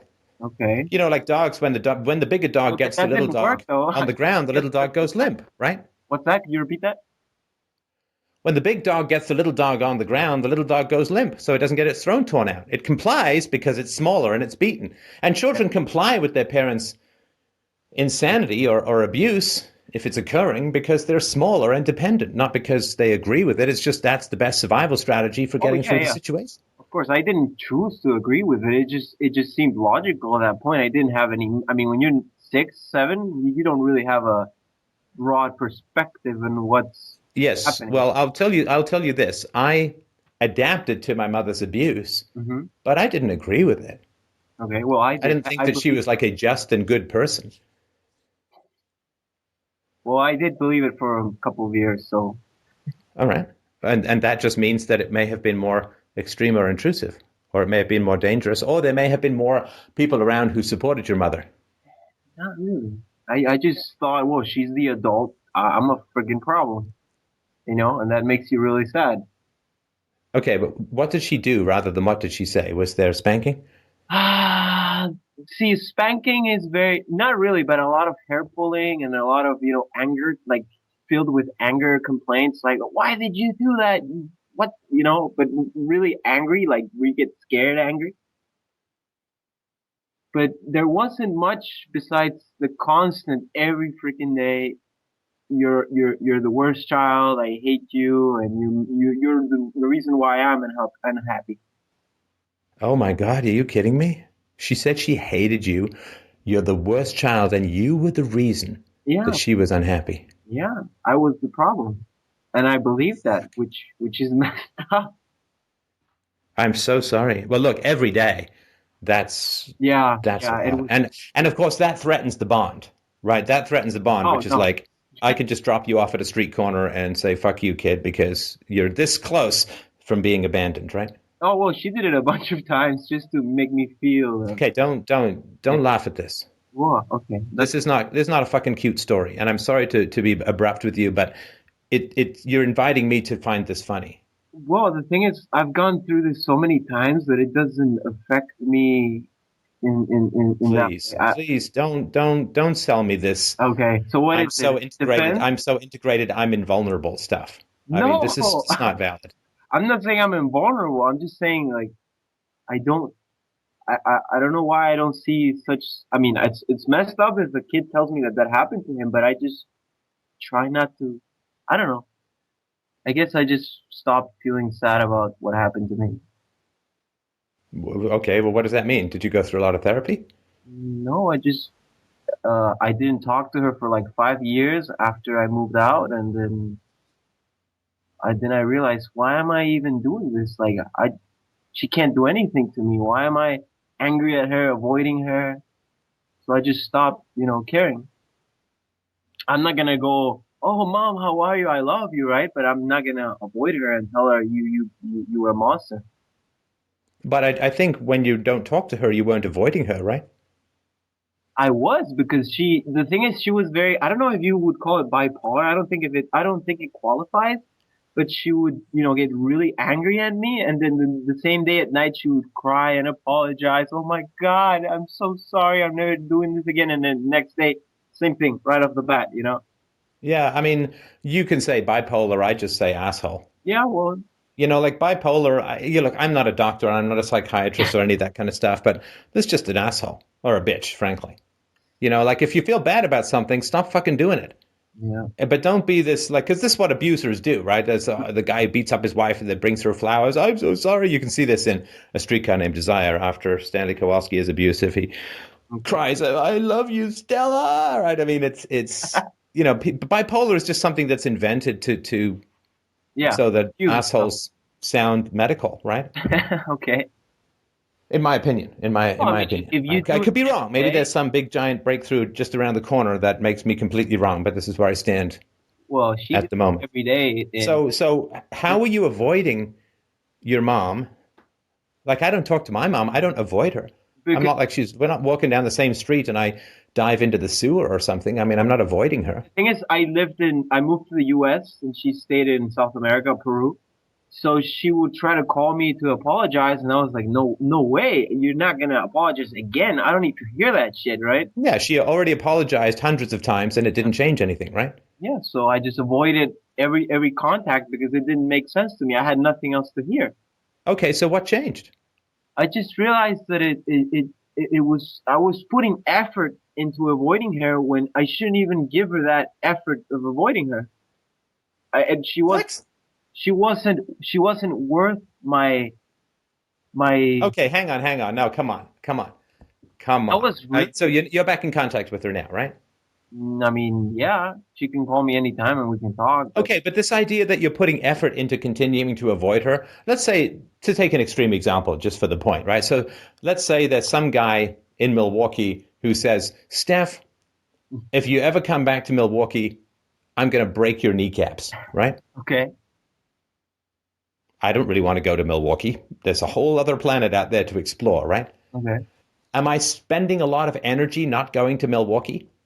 Yeah, but if your boss is calling you every day to tell you that he's gonna do that to you and you don't pick up and you don't answer, that you are trying to avoid them, right? Wait, so your mom was calling you every day for 5 years? Not every day, but every 2 months she would try to do forgive me, not forgive me because she Well, never. why don't you just block the number? Well, I didn't have a phone. She would just call me and your mom just called you and I Wait. I didn't have a phone. My mother just called me. I don't understand. yeah, I mean I lived with my dad. I was 16. She called to the house and my dad would tell me, "Here, your mom wants to talk to you." Oh, wait. So you were a kid when you didn't talk to her. Yes, of course. When I was six, And did your dad know why you didn't talk to her? yeah, And why did your dad hand you the phone then? Why didn't your dad say, look, he doesn't want to talk to you? Click. some people like to wash their hands. I'm sorry, what?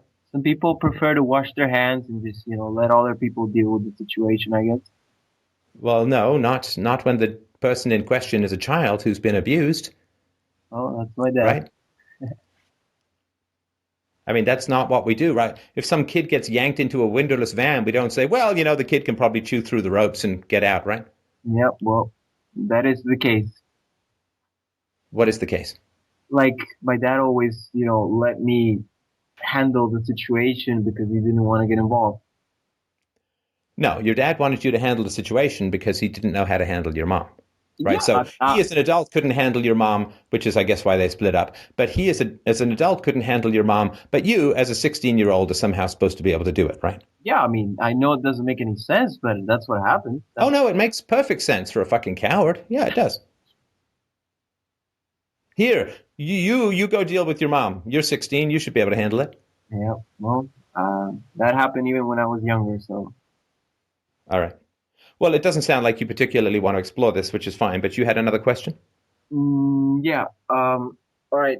So sorry about that. It's just that I mean, it's actually curious because you're trying to dig in this, but I'm not really emotional about it. I don't know if it's blocking it or what, but I simply don't feel hurt by my past. I just, whatever, like we all have shit, so why let it bother me now? That's really why I act this way, I think. And how's your life overall? Oh well, I'm super happy. I just look at my past and I laugh at it because it's really where I was born. They didn't do anything besides, having sex and having a kid to bring me, and I went through all that shit, and then now I'm here. Why should I give a shit about that? That's really All hard. right. And are you married? No, no, no. I'm 21. And do you want to get married? Yeah. Oh, it sounds like a scary. You can really mess up, but I do want to do it. I don't And believe why do you think you haven't got married yet? because I haven't found anybody that qualifies. Because I'm really, concerned about not messing up. Like everybody. Because I'll tell you this, man. What? If I'm just telling you this is not any kind of philosophical argument. Okay. I'm just telling you that if I was some woman you found attractive and you were talking about your history Uh-huh. in this kind of way, I would not marry you. I wouldn't even date you Really? Why? because you would be emotionally unavailable.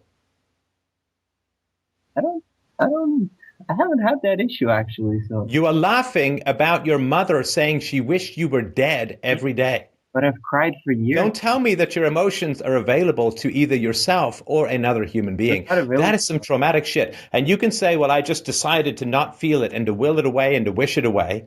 Mhm. And I don't believe you. No, I don't wish it away. It's just what it is. But it doesn't make sense to me to invest myself in something that I had no control over. That's all it is. You laughed about it. That's a defense mechanism. Well, I laugh about everything. So, Well, some things aren't funny. yeah. And that's what I mean by emotionally unavailable. Like if you're giggling at a Holocaust museum Mm-hmm.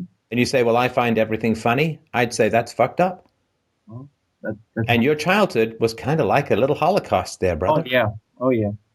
So laughing about it is fucked up. Yeah. And that's what I mean when I say, you say you want to get married, you say that you're super happy, but you're not married. I assume you have no prospects of getting married anytime soon. You can't find the right person. No, I actually was gonna. I mean, I dated somebody and I was really into her, but then I mean, I didn't like. Like, what was it? No, like it just didn't. Something seemed there was something was off. Like she lied a lot, so I kind of it just died out. But I was gonna do it. What do you So mean she lied a lot? she had the habit of bullshitting. Like she would say, "Oh, I'm home," and she was in a party. So that really. Dude, you get, oh my God, do you not see this? What? Please tell me. Oh. You are falsifying your history to me, and you're falsifying your current emotional experience to me, and then you complain that you had a girlfriend who lied a lot. Okay, what am I lying about? I'm curious because I've always been convinced. I don't think you are curious. I think that you No, have I sealed am this stuff right now. off. You said, I'm not going to deal with the trauma. You've buried it. You've buried, I imagine, a good portion of yourself in the process, at least the part that can be emotionally sensitive and available to other people. Okay. And I think you're doing a lot of damage to other people, frankly, because you're saying, well, I don't know why these people are whining about their history. I don't know why this guy's getting so upset. You can No, just no, no, snap your fingers, decide not to be upset by it, and move on. Okay, so that's bad. Yeah, it's bad. Okay. What do you think everybody who's traumatized by childhood it has the capacity or should do just what you do, snap your fingers, turn off the emotions and move on and laugh about it? I just think there's no reason to hold on to it. That's all I think. That's all No, but even the language is annoying. what? You don't hold on to trauma. If somebody has arthritis, do you say that they're holding on to the pain in their joints? Okay, but If somebody has a chronic back injury that causes them agony, are you saying they're holding on to the pain? No. The pain is spontaneously occurring as the result of what's happened to them. okay. They're So, not holding on to it. well, I'm referring not It's what to is happening for them. I don't know what trauma I may have. I was referring to the whole story and the feelings and the You don't, emotion. wait, are you telling me you don't know what trauma you might have? Mm, Did you not listen to what you were telling me about your childhood? no, I was listening to you, not myself. So Do you have any idea what you said to me about your childhood? that I it repeat it back to you once already. okay, that it was terrible for me. I got destroyed. That's what I said. You said you were destroyed by your mother. Yes, I was. Right. And then you just told me I don't know what trauma I might have. I I don't like. I mean, I have suspicions, right? But not something clear. No, it's very clear. Your mother told you Uh-huh. you are the worst child in the world. She wished you were dead, and you are the source of all unhappiness. And then I talked to someone who connected with childhood emotions, and that bothered you. No, it didn't bother me. I'm not saying that. What I was saying was that I'm curious about how you tempted him to really open up about telling his dad what he felt. And I was curious if that was the only way because I did that too. I was extremely vocal about it and I said, don't talk to me ever again. I don't want to see you in my life. Like I did the same thing and I wonder if that's the only way. That was my only question. Well, I think that I'm going to just take you at face value. You're not unhappy. Your life is super happy. Everything's going great. And you found some way to deal with your history. Okay. And so I think that, but the call bothers me. So I don't think I'll be able to have a productive conversation with you about your other questions. But I'm not going to tell you you're unhappy if you tell me that you're not. I mean, I'm not going to override what you're telling me. So Okay. sorry about that. But Mike, if we could move on to the next caller, that would be great. All right, up next is Diego. And Diego wrote in and said that he often feels moments of inspiration and focus when he has privacy late at night, but he can't keep that mentality going during the day when he's engaged in social situations and personal activities. He was wondering if you had any thoughts on why that might be the case and what he can do to regain that clarity and focus. Hey, You're a Steph. night owl. You're a night thinker, a night inspirationalist. Yeah, can you hear me? Yeah, yeah, go ahead. Uh, yeah, I'm kind of like that. And what bothers me about it is, I get really inspired, and I make all these conclusions about what I'm going to do and what I should do. But as soon as I start my day and start interacting with people, everything completely changes, and I'm just like the mechanisms override.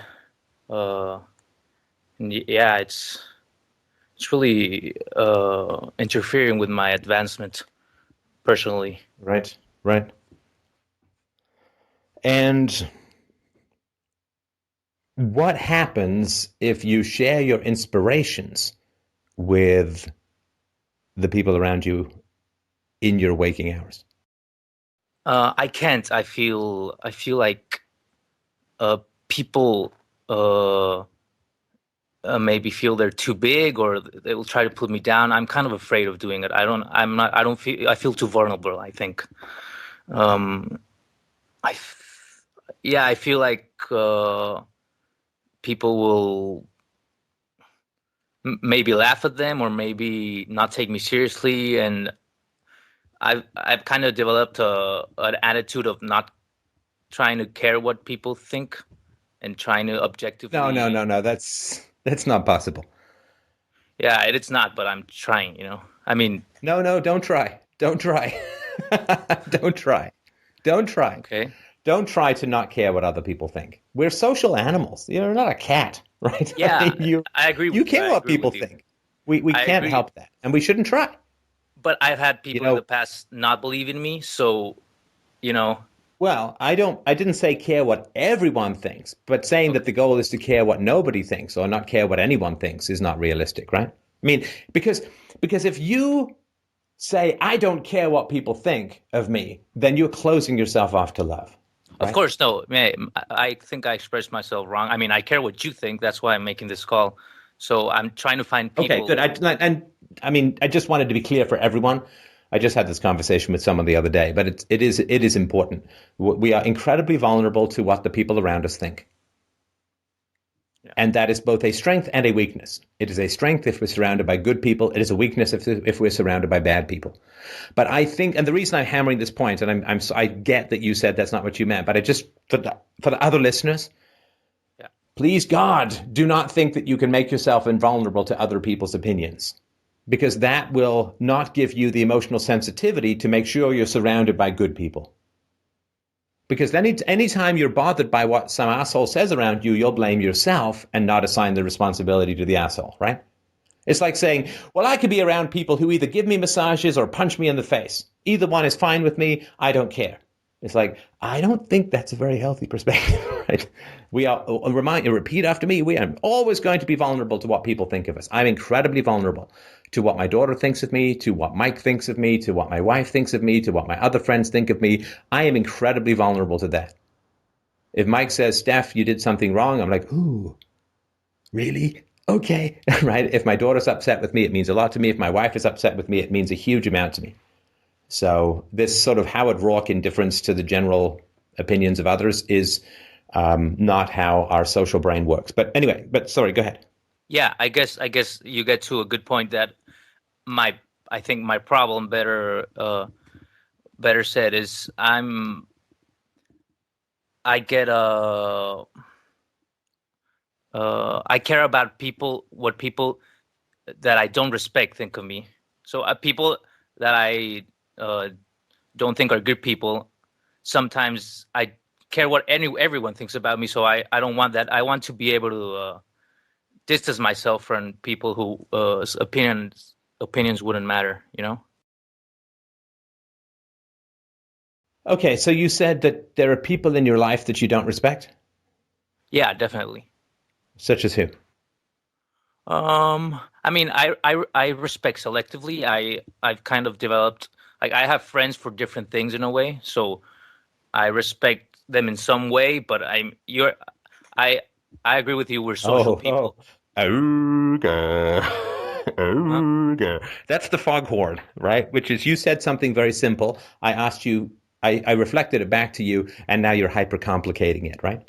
Yeah, yeah. I guess it is Okay, so complicated for stop me. doing that because life is short. So don't fog me, Yeah, bro. Don't fog me, bro. Um, yeah, yeah. do you have Uh, people in your life that you do not respect? yeah, Okay, why are they in your life? because they live around me and I see them. I mean, basically. You see them what? Going to their cars, barbecuing in their backyards, what? Playing with their dogs? What do you mean you see them?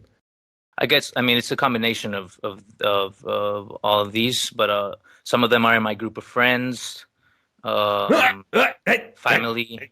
Hey. Yeah, Some of them are in my group of friends. See, there we're getting somewhere, right? yeah.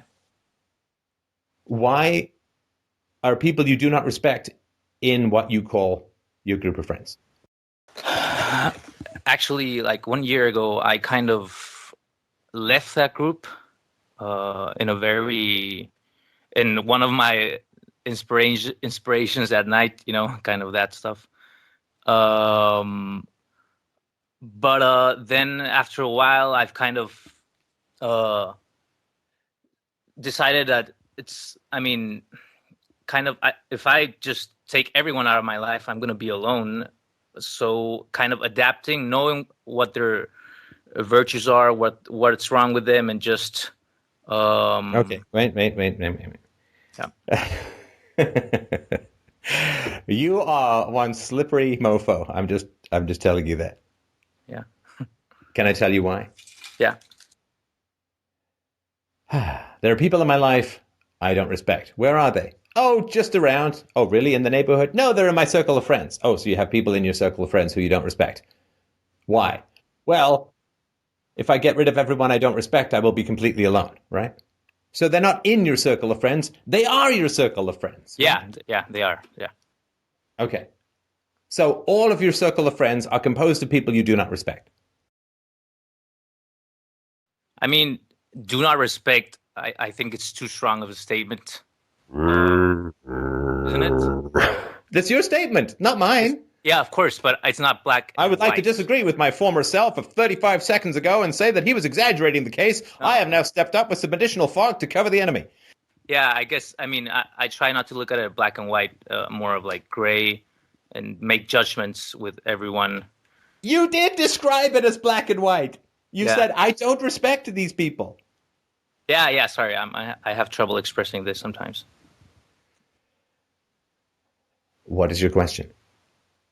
How do I have inspiration with people I have to hide my inspiration from? You can't. Because we all conform to the people around us. We all conform to the people around us, which is why it's so important to choose your companions wisely, right? So if people around you are excited by your creativity, then you will be very creative around those people. If people around you roll their eyes and sneer at your creativity, you will not be creative around them. Yeah. Right? If you ever watch these auditions for these X Factors and Idol shows, somebody starts singing and people are like, wow, they're good. And then they sing and then they hit some note and they cheer and then they really go for it, right? Yeah. Now, if everybody starts booing the singer who comes on the stage, the moment they start and they boo louder and louder, how well can the singer sing? Not good at all. Not well. Not well. Not well at all. Freddie Mercury said, hey, I can only sing as well as the crowd wants me to. So you don't think there's a way to kind of adapt? I mean, not all the way. I mean, you're right. I shouldn't totally try to submerge myself in this society, but kind of middle ground. What middle ground? Like still. Do the people around you, God Almighty, do the people around you welcome your creativity and your inspiration? Not really. Oh, come on. My God Almighty, this is like trying to nail Jello to a wall. No. Yes or no? No. Okay. Now, what is not really? I guess they don't say it overtly. Like I don't like what you do, but you know, it's. They don't respond positively to it. Exactly. Okay. So, can you be creative around people who respond negatively or indifferently, which is the same thing? Can you be creative around people who are indifferent to your creativity or who don't like it? Sorry, again? Sorry, Can you be creative around people who don't like your creativity? I mean, I guess not. Have you found a way to do it yet? I'm trying to. Have you found? Oh my God Almighty! I wish we were in the same room so I could tase you. I'm just kidding. I'm going to do that again until you answer these questions directly. No, I haven't. That's why. Have you found a way to do it yet? No. Okay. You know there's only one way to do it, which is to be creative in front of these people. Have you ever tried that before? Yeah, but I guess not fully, not at full throttle, you know. Just. Of course not full throttle. Of course you try something first, right? Yeah. Okay. Has there been any positive responses to your creativity as you have expressed it to this group? Yeah, there has been sometimes, yeah. But sometimes... Then what is your question? Be creative with the people who value your creativity. Don't with the people who don't. I don't even know what we're talking about now. I thought none of your friends were worthy of your respect or responded to your creativity. Not specifically my friends, other people in my life, I think. I mean, it's very little. I'm sorry. I'm going to give you one more round because this is just too annoying. I'm sorry, this is just too confusing. I don't know what the hell you're talking about. It just feels like every time we get to a conclusion, you change the story. And that could be because I can't hear what you're saying, or it could be because you're just defensive or whatever, right? But the simple answer is, if there are some people you can be creative around and some people you can't, then be creative with the creative people and don't worry about the other people, right? I don't do podcasts when I'm at my dentist's because she's about cleaning my teeth, not listening to my show, right? Yeah. So, and Mike doesn't do my dentistry because, he's got shaky hands. So, okay, so I think we solved that one. Mike, who's the next one? Okay. I don't think we did solve it. I think that the guys, but I'm not getting enough straight answers to be able to work with it. So it's like I'm a doctor that says, oh, it really hurts here. And he points to his elbow. I say, oh, it hurts at the elbow? No, the other elbow. Oh, is it the other elbow? No, it's my knee. What? Is it your first elbow? No, I said my knee. Oh, I check your knee. Okay, no, it's my foot. Now it doesn't hurt at all. It's like, okay, sorry, I got to go to a patient who's going to tell me the truth. But anyway, if we can move on to the next caller. All right, Chris writes in and says, my question is about my presence in my brother's life, and especially the lives of his children, ages 3 and 5, to whom I am very close. Could you please assist me in coming to some healthy understanding of my responsibilities to these children, who I'm related to but are not mine, kids I would like to say from the hell world that raised their parents and me, but they are not my children, so in a way I'm interfering. Thank you for your time, Steph. What is your issue with your brother's parenting? Okay, first, sorry. Thank you for having me on. Oh, you're welcome. Thank you for your concern for your brothers and sister-in-law's kids. Happily. We should do the family background first, just so that there's a context and you can understand where, instead of going backwards from my concern directly to the kids, I could just give a context of my brother and me first. Sure. Is that okay? Yeah, please do. Okay, thanks. So I'm 46. Born in 60. It's funny. I used to think that was really old. I know. I'm 47. I'm going to be 48 this year. Anyway. I used to think it was impossible, and now I know it's really old. How do people stand being in their late 40s? My God! It's like, well, after what happened last year, I'm just happy to be 47. Anyway, go on. Selective delusion. Okay, 46. I was born in 68. I'm the older brother. For the first 4 years of my life, it was just my mother and me. My bio dad... Sorry, for the first how many? First 4 years. Right. Just my mother and me. My bio dad was not there. I don't know the story of why he left or why he didn't. Why don't you know the story? Because my asking is not welcome. So I've brought it up twice in my life with my mother. The first time after a session of psychiatry when I was in grade 6, when eventually my questioning whether the man that my mother married when I was 4, who adopted me, and then they had a kid, my brother, there was lots of fighting in the family and lots of not getting along. I'm so sorry. I just want to make sure I got that. Yeah. So after you were 4, your mom met and married a guy she had a stepbrother with. Well, they married when I was 4 or just turning 4. So they dated a little while before that. And, How long did they date? Not long. A while. I can't remember. Sorry to interrupt. The reason why I'm just trying to piece this together, and I apologize for interrupting, is that you said until you were 4, it was just you and your mom. Right. But she was engaged, right? So you must have met your stepdad before they got married, right? Yes. Sloppy language on my part. No, it's not sloppy. It may not be sloppy at all. Okay. I can't remember the beginning of their dating exactly, so I can't say, how many months it was or whatever, but it couldn't have been more than a year, I don't think. And I remember going with my going by plane to visit him. He lived in a nearby town, but we had to fly there to visit. So I remember going to visit him with her bunch of times. I don't know for how long, but I don't think it wasn't more than a year, I don't think. And then they got married, and soon after, after they got married, we moved to a new house. Where did they meet? I'm not sure.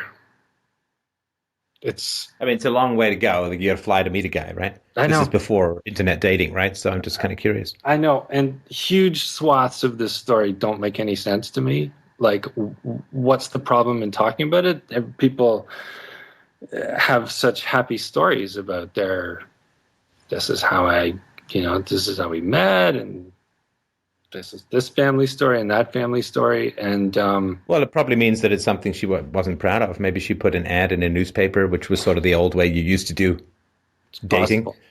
Maybe. Yeah. I don't know. I think it was a group of friends thing, but I really don't know the circumstances. I don't know what attracted you to each other in the first place. What did you like about each other? What do you like about each other now? None of that. Like, none. It's a very waspy family. No, I can tell you that. Okay. Don't I sound like an arrogant prick? Maybe I am, but I think I can tell you why they married. Because of my brother? Well, it could be. It could be that she got pregnant. Is the date suspicious? Yeah. Oh, so she got pregnant close. And then they got married? It's possible. Yeah, I don't know. It's close. It's like right in there. Either that or they got married and then they got immediately pregnant. But I was already there, so it had happened before. Yeah. Let me take a wild ass guess here. Yes, please. Is your stepdad a little bit on the compliance side with your mom?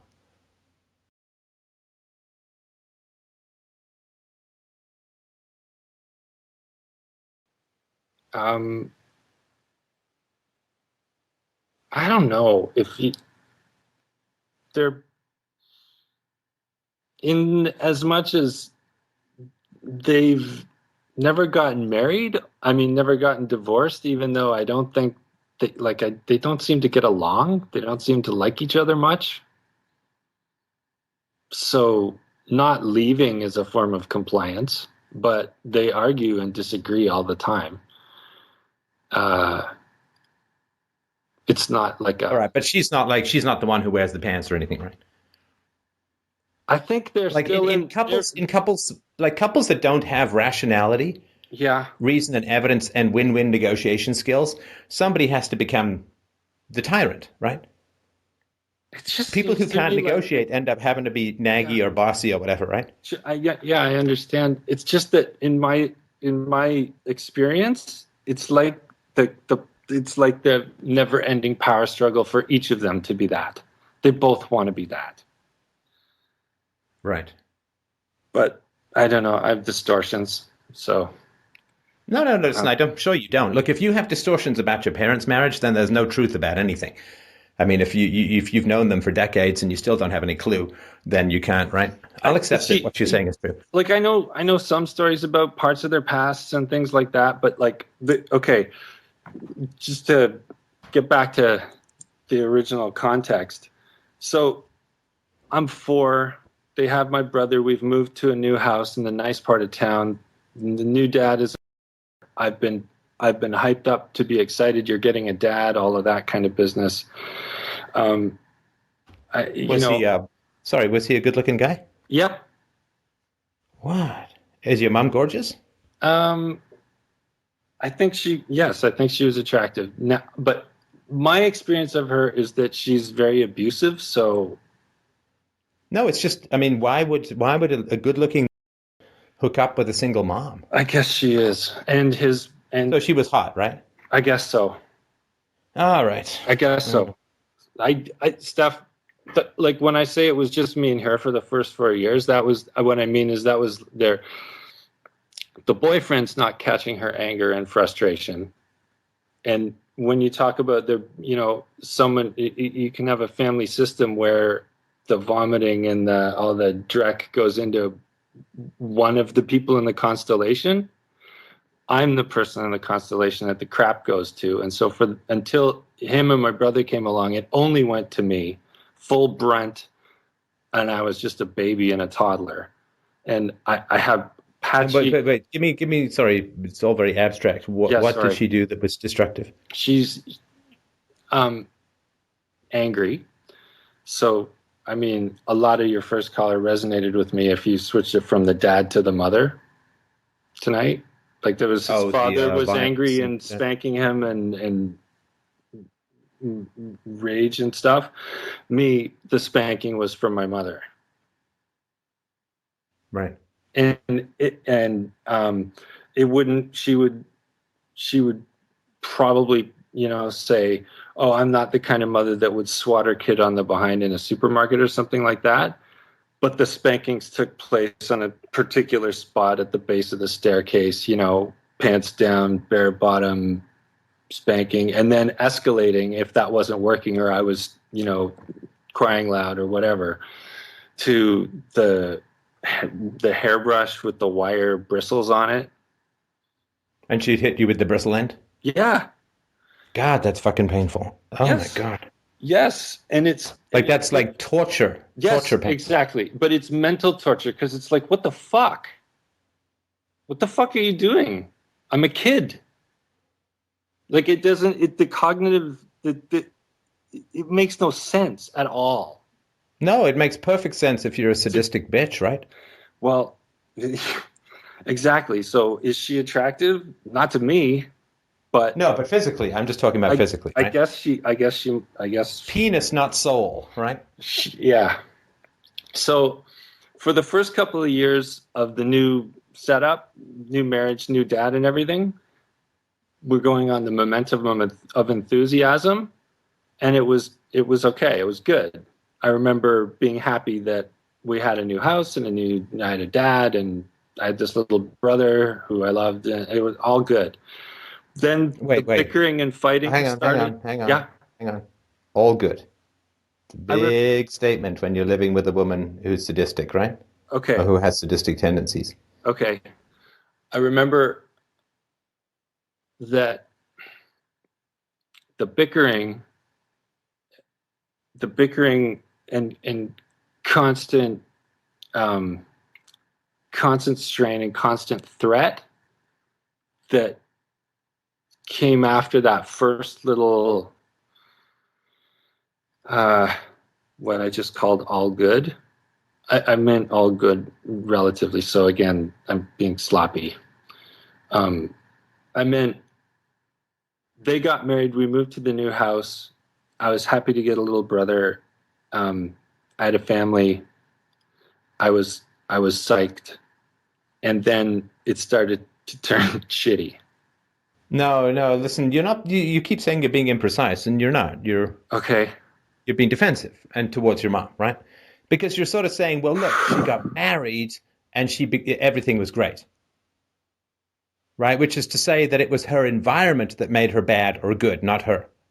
It's taking away her choice, her will, her moral responsibility. I guess maybe that maybe when you say it that way, I guess maybe I'm seeing it like that because maybe it was like a break for a while. Like, well, or maybe you're still 4 at this time. Maybe this is just a family story. Maybe this is just what you were told. Maybe your mom had different hormones when she was pregnant. I don't know. Whatever, right? Maybe. But the reality is that because like my mom moved us from, like when I was 11, moved us from England to Canada. I never knew why. I figured it out years later. It's because we were getting old enough to talk about the abuse.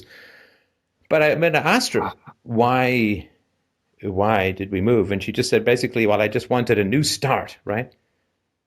And what she basically meant was she hoped she'd be a better person in a new country. But unfortunately, the bitch got a passport too, right? Not just my mom, but my mom's bitch got the passport too and knew where we were staying. Right. Right? No matter where you go, there you are. And there's this debt for people who don't take moral responsibility. I'm not putting you in this category. For people who don't take moral responsibility, there's a great mysterious question as to why their lives have turned out so shitty. Why do their kids not love them? Why are they divorced? Why did they get fired? Why don't they have any money? For people who don't take responsibility for their own lives, there's this giant mystery question. Why is my life so shitty? And like all people who don't take moral responsibility, there has to be a scapegoat, right? Maybe that scapegoat is white people. Maybe that scapegoat is some internet philosopher. Maybe that scapegoat is the environment. Maybe it's the ex-husband. Maybe it's the government. You don't know what it's got to be, someone or something. Because if I don't take moral responsibility, somebody's got to be to blame for the shit my life turns into, right? And so there probably was a story like, well, when we got married, well, everything was great, right? Okay. It was the guy who left me, and because I was a single mom, and that was the problem, right? I guess. But that doesn't even get acknowledged or talked about, right? It's just the new guy adopted me, and then that's the story. So the reality of me, I'm telling you that right now, but if they were in the room, they'd be saying, but that doesn't matter. Why are you still going on about this? But I can't even give the guy who adopted me, I can't even give him the appreciation that you might if you had an open family, emotionally, for saying, wow, thanks a lot for coming along and marrying a single mom. Like, I needed a man to come in because she fucking spanked the shit out of me. So thank you. But I can't even acknowledge that he did that because we have to pretend that never happened. And we have to pretend that he's actually my dad. So what do you mean? We got to pretend that the asserted you got to reality, pretend like he's your biological dad? Yeah, you got to pretend that the asserted reality wait. You have to pretend that he's your biological dad? I had to pretend like he is my dad, and I was told that but not your biological dad. I did when I was 4. I didn't understand the difference yet. No, but now, but right? Now I know. But now you can call him, like, you don't have to pretend he's your biological dad. Oh, he's your dad. You can use the word and all that, right? But I have to pretend. Well, sorry, to myself, no, not until I was in grade 6 and I went to the psychiatrist and I figured it out. And finally, he got me to say, yeah, I don't think this guy is really my dad. And he's like, what do you mean? And I was like, well, I start hearing about how the sex works in the schoolyard, and this guy came along later, so that couldn't have produced me. So something else must have happened. So you figured it out rather than exactly were told by your mom. Exactly. And by that time, that's not very fucking healthy now, is it? It sucked. And then, but leading up to that, there'd been, bickering between them, but also lots of fighting between me and my mom, because the button pushing and the download of crap and the just to give my relationship with her, like just dealing with her on a face-to-face kind of thing, like in a conversation, to describe it, I could say, like, I could make a statement like, the sky is blue, and she would say, not if it's cloudy. Or I could say the sky is up, and she would say, not in Australia. Everything. It's designed to paralyze. To paralyze your cognitive abilities. Exactly. Like, everything was an automatic argument back against me, even if what I was saying made sense. So that's extremely frustrating, and when it's unfair, and that it doesn't make sense as a kid, and I argued back, and it just escalated until, and this would be like, in an after school type time of day or situation. Wait, hang on, are you saying that your mom is a woman who has difficulty admitting when she's wrong? Oh, hell yeah. Shit, I've never heard of that before. God, what a bad fortune. I'm just kidding. So escalate it to the point.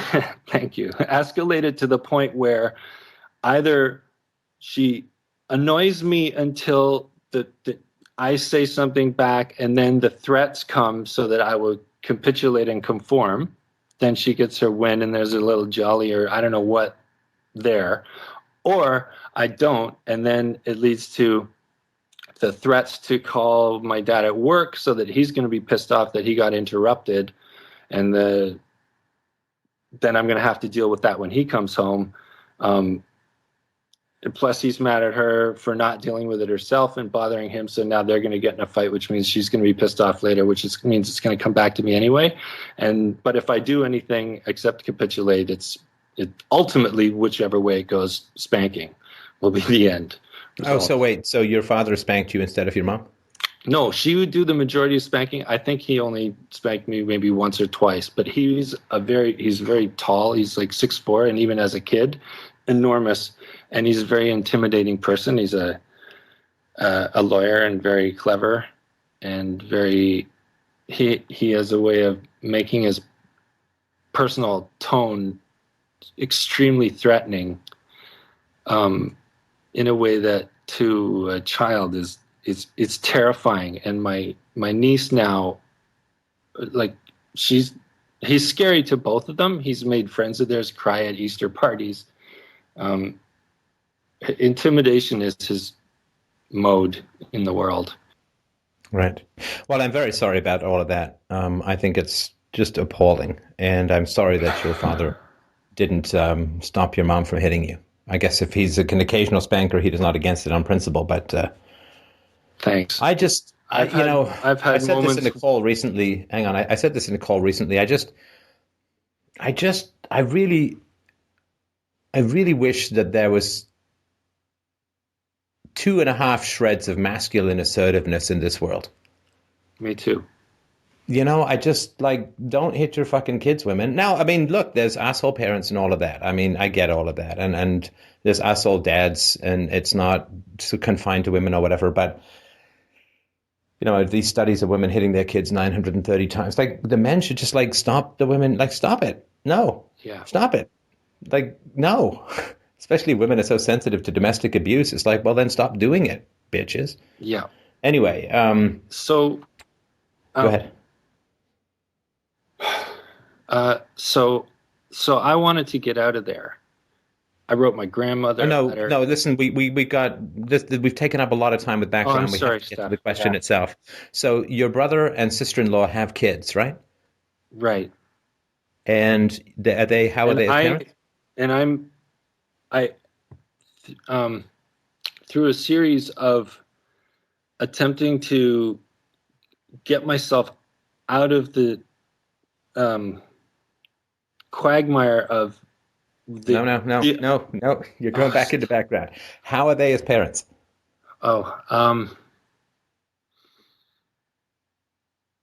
They're good. They don't spank their kids. They don't yell. Right. Okay, so what's the issue? The issue is that I'm living at their place. When you were saying a minute ago, the people who don't have any money and can't, create success, and they're scratching their head like, what's the big mystery? Why can't I get this right? That's me in some ways. Mostly the financial one. Yeah, and so sometimes the scapegoat is oneself, right? I mean, but anyway, go ahead. So I've tried to leave I've tried to defoo several times. I tried to run away as a kid. I eventually got them to send me to boarding school, which was like a lifesaver. In high school, I went at 14, so I was old enough to go away, and it saved me. But it wasn't a complete departure into my own world. So everything has been half measures. And most recently, every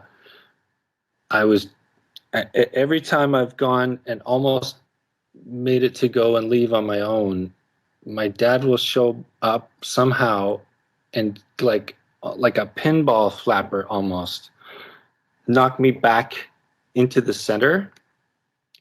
And how old are you? I'm 46. And I finally. Well, I'm sorry. I'm a tad baffled. Hang on. So your dad, like you've been an adult for more than a quarter century, right? Right. So why, I don't know why is your dad responsible for your behavior at the moment? Because I'll be about to go and do something, and then he'll come and say, "Well, what if I help you do this?" Or don't go and rent a place yet. You know, I got married when I was 30. I married a woman. No, you're not. God Almighty, man. Do you ever answer a question? I'm trying to. No, you're trying not to. Oh. My God. How is your father responsible for your decisions when you're 46 years old? He offers help when I'm about to do something. How is your father responsible for your decisions when you're 46 years old? Offers help. Come on. He's not. Remember I said I want a little bit more masculine energy in the world? This would be one of those times. How is your father responsible for your decisions and your choices and your life when you're 46 years old? He's not. Okay, so don't tell me that he is. Okay. Because your scapegoat is your dad, right? Okay.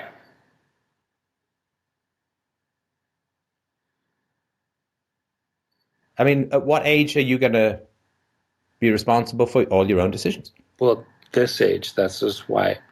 Not in this call. In this call, you're trying to fob it off on your dad. And I'm sorry for your childhood. I really am. But it's a quarter century or more ago. What is it going to be, 50, 60, 70, 80? After he's dead? I don't know, right? But the best way to help the children around you is to model the behavior that you want them to inculcate, right? Yeah. So if you want them to not be susceptible to malign influences, don't yourself be susceptible to malign influences, right? If you want them to take responsibility for their own life, take responsibility for your own life. If you don't want them to blame others and make excuses for themselves, don't blame others and make excuses for yourself. Okay. Then, in order to do that, I need to have a discussion with my brother, telling him why, when he renovates his basement this summer, I don't want him to build a room for me to live in it, so that I can be in their house later, so they can, quote, help me, because I keep accepting the help out of like a feeling of guilt, because if I say why I don't want it, I'm calling bullshit on the whole. No. Come on. Pack of lies. You don't accept their help out of a feeling of guilt. I mean, I can't believe that. You accept their help because it's easier for you than something else.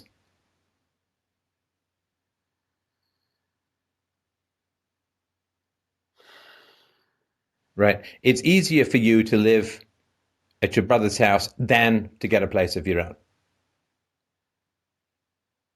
I mean, if you're still struggling at 46, of course it's easier to accept charity than to start pulling yourself up by your own bootstraps, right? Yeah.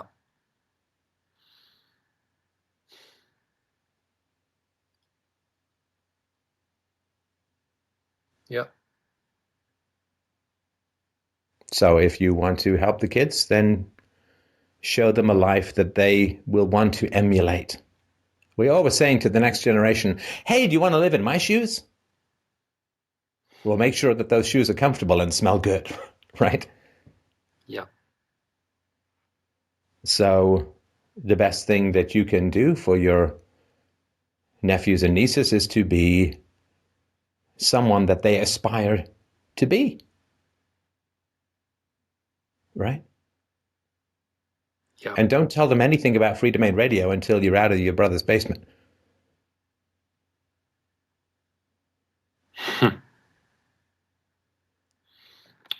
I've already played the bad philosophy show game with my nephew, so it's too late for that. Well, so, but he doesn't yeah, really that's- know what it is. But you think that there's something you can say, but it's you who need to be saved, not your nieces and nephews. They're fine, right? You said that your brothers and sister-in-law are good parents. Yeah. They're fine. It's you who you need to focus on saving, right? I find that really, really hard to do because I find it really difficult to weigh my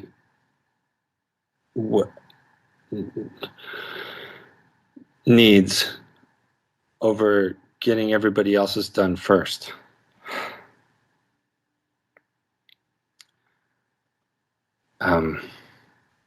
So it's easier for you to be a people pleaser than to pursue your own interests, right? Yes. Okay. So you can be a people pleaser, and then, in a couple of decades, you can die and they can throw you in a hole in the ground in a box to be food for worms. And over it, they can put a gravestone that says, people found him convenient.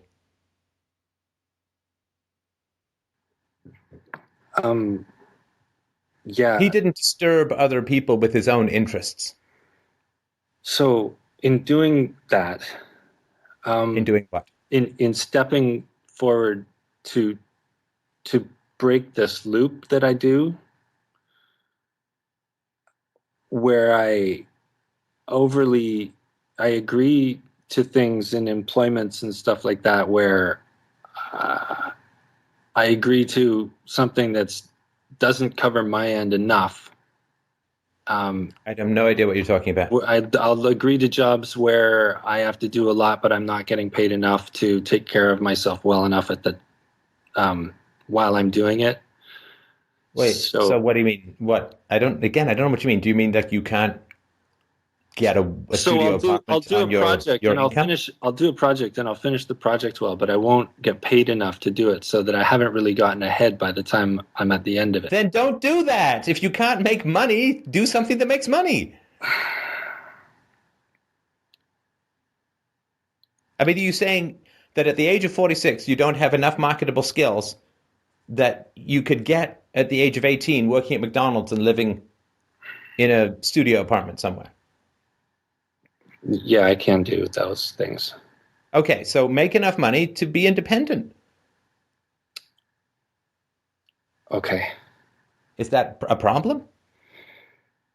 It's hard because I get when I'm to not do to not get super anxious and just start figuring out how to make people feel at ease or whatever around me, and just to keep my mind on. No. Oh God. I'm sorry to interrupt you. I don't feel at ease around you. That's because now, people who do feel at ease around you are comfortable with you being a half-deflated non-sex doll, right? You being convenient to other people, they're fine with that because you don't have any existence and nobody's kicking you in the ass saying, get your own fucking life.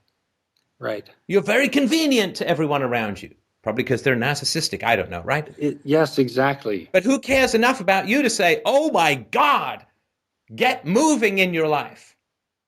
Stop being helpful. Stop being helped. You're 46 years old. When are you going to start? When you're 60? Maybe you want a wife. Maybe you want kids. I don't know. But there's no one around you. They're all very comfortable with you being like this butler ghost to everyone else's preferences, right? Yeah. So don't be comfortable to those people. How do I? Don't be praised by selfish people. That's not the mark of honor. Okay. That's the mark of disrepute. Yes. Right? You're judging yourself by the wrong standard. The KKK love my barbecued chicken. I don't want them to. Right. Right? I'm not saying your family's a KKK, but it's hyperbole, right? Yeah. Do not Be convenient at your own expense, because then the only people who will like you are exploiters. Right. Yes, that's what has happened, and I'm breaking that cycle. I defood. How are you breaking that cycle? I defood a year ago. I left all of it. I moved to start over, and for financial reasons, while I moved to and was looking for an apartment, I ended up staying at my brother's place because of job changes. So now it got into a rut, and now. What do you mean it got into a rut? You stayed there temporarily while you were changing jobs, and a year later you're still there? Yes. Why is that okay with them? This is the thing, Steph. They're pleasant and nice to me, and they say, we're so happy you're here, and you're wonderful to the kids and everything. And I try to say to them, but you wouldn't live in my fucking garage. How can you say that to me? Wait, are you living in a garage? Well, it's an office, but yes. Let me ask you this question: in your office or in your house, do you push a button and have a wall open? No. Oh, then it's not a garage, because that's what happens in a garage. You push a button and the door opens, like the big rolly door, right? I see. Yes. There aren't any cars in there with you, right? No. Okay, so you're probably in the house out back because you're like live-in babysitting, right? I guess in a pity case that you get to look good for being nice to. Yeah, I mean, look, it's not caring for you to have you live in a garage, right? No, they're not enabling like your laziness and insecurities and whatever it is that's keeping you there, right? Yes, so I mean, there must be some benefit to that, but that's like even from him. From who? Your brother? Yes. I feel like even from you, but he doesn't want to talk, or he just wants to watch TV and zone out at the end of the day. We don't really have much a relationship with me here. It's and I feel like I'm in the way. It's wrong for me to be in the house. Do you but do you eat dinner with them? No. Okay, so you basically stay in the garage. Yes. All right. I come in and out. I hang out sometimes. And do you work? Yes. I'm just starting up. You have no savings, I assume. Right. And why do you have no savings?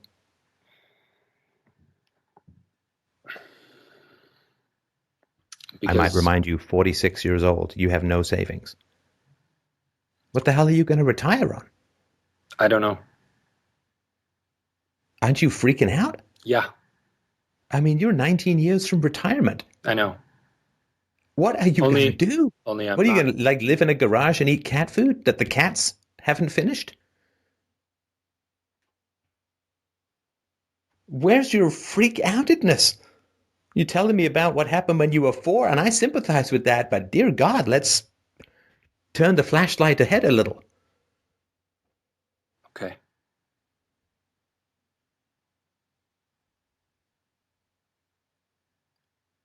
I mean, isn't it time to panic?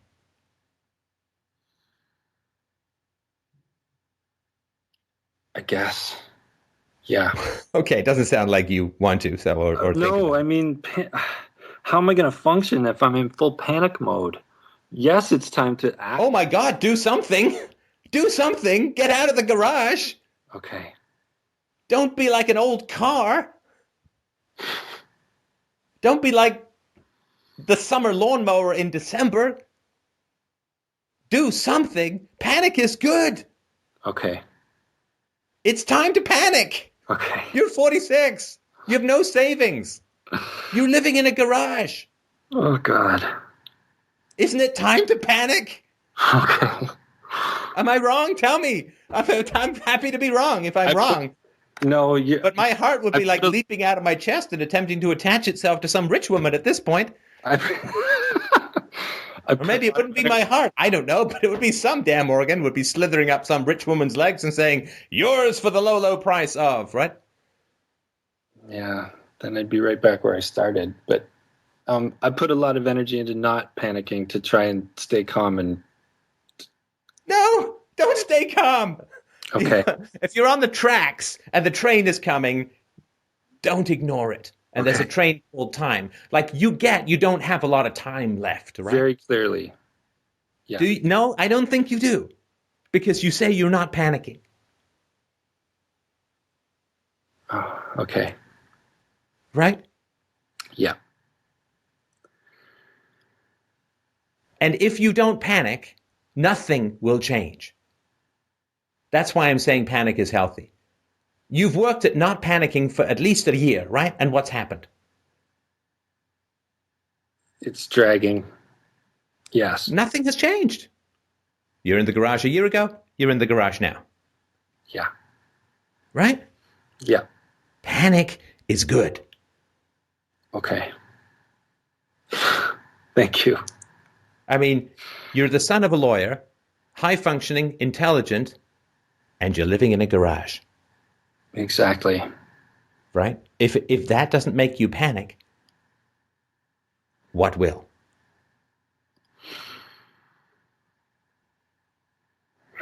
Okay. How much do you make when you work?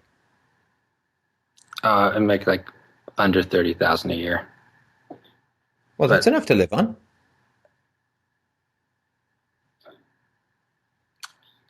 Yeah. If it was regular, which it can be. So, yes. And I just need to get on with it. I've done a series of creative work. I do stonework. I do renovations. I make furniture. I make stuff. Basically, I make stuff. like a handyman. Pardon? You're like a handyman with some furniture skills. That's sure. If that's not correct, then you're like handyman. I can see 30K. If you're like a skilled stonemason or whatever, then Yeah. Then that Okay. would make it We'll true. call it that. Yes. all right. No, tell me what you'd rather call it. I don't want to be insulting or anything. Well, I've done a series of artisanal apprenticeships. But they jump around. So, What do you mean they jump around? I jump around between the. You jump around. Oh my God. Oh my God. You see, you're still trying to snow job me, right? Oh. They don't jump around. You jump around. You know, it's like you're a fisherman. You throw your rod and tackle into the water and say, well, the fish just got away, I guess.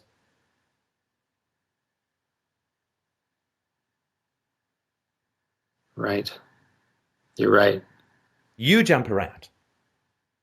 Because you feel you've drunk the blood of the vampire Lestat and somehow you're going to be immortal and therefore you don't have to panic about the fact that your life is more than half over.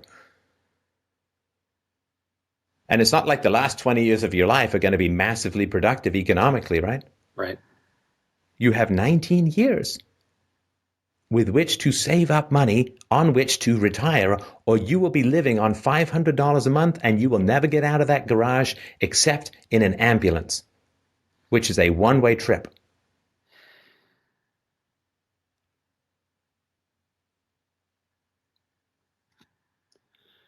Thank you. Do you want to get married? No. Why? Because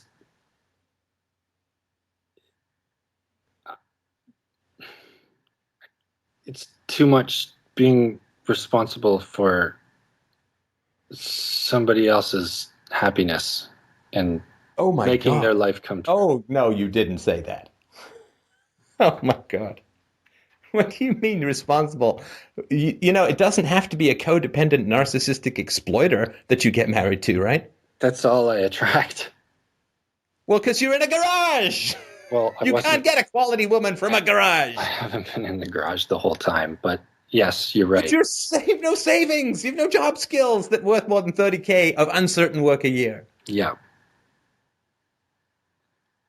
It's like a friend of mine who's now very successful, but when he was pursuing his education, he was living in an abandoned school bus. And he's like, I'm dating this great woman. I just can't get her to commit to me. And it's like, commit to what? You live in an abandoned school bus. What is she going to commit to? Exactly. Right. I don't have are addicted to helplessness.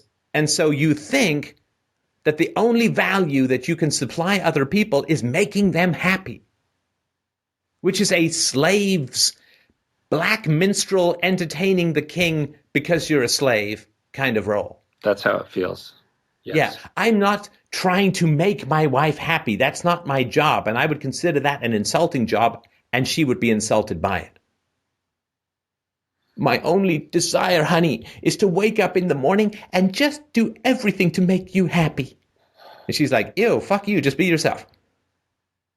That's who I chose. Be yourself. I'm happy with that. Don't try and make me happy. That's manipulative as shit, right? Exactly.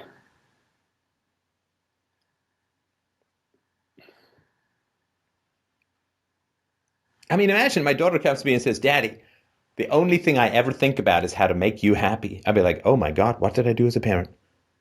That's so bad that this is all she can think about.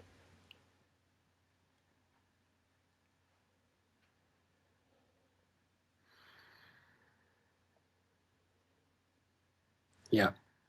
And the more you try to make other people happy, the more you self-erase. Yeah. And then you become like this ghost in the garage, right? Yeah. Hey, we got a show title, The Ghost in the Garage.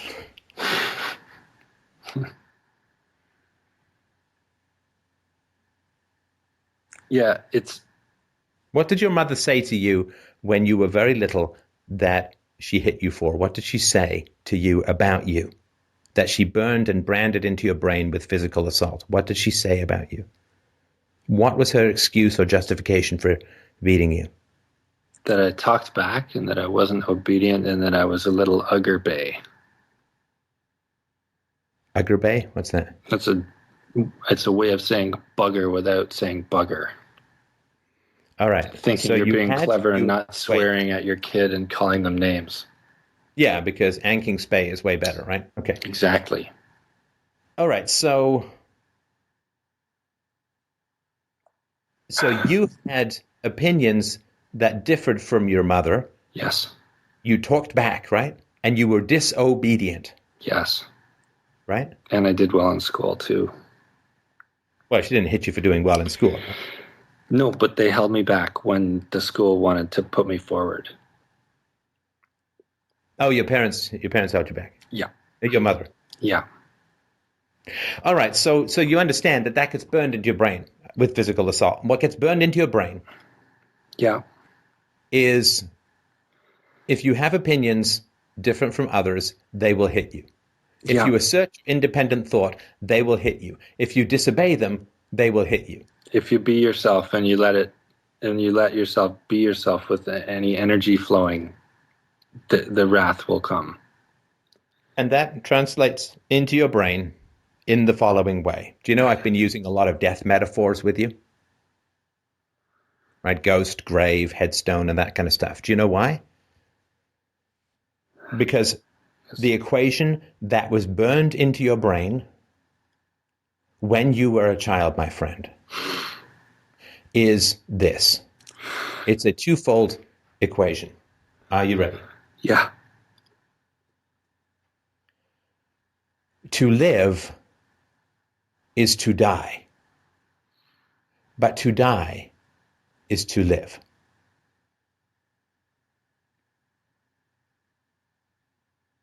Do you know what that means, Chris? That I have to negate myself to survive. To live, to think, to exist, to have critical faculties, to have skepticism, to have doubts, to have curiosity, to have an alive mind that questions and examines the world and the people around you, which is life.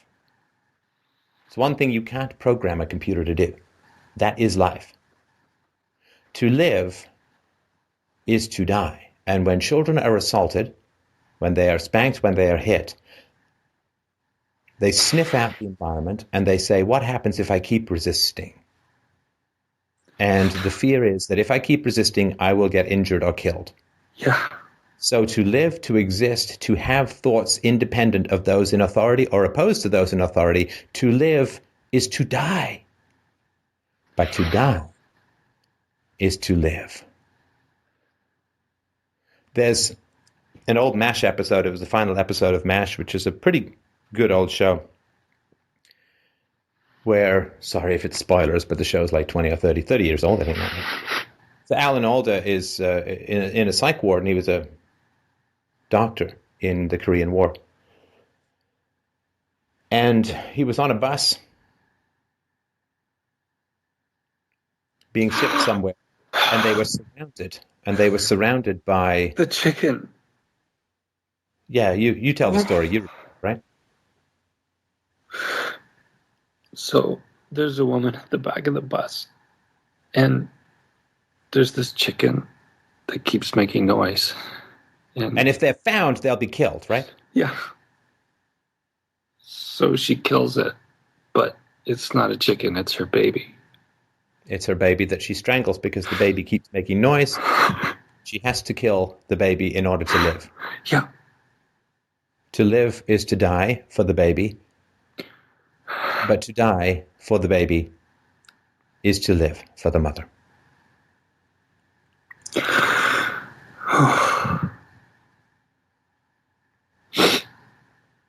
I used to wear shirts like that guy. That character. Oh, the Hawkeye character? Yeah. I had a bunch of shirts like that at school.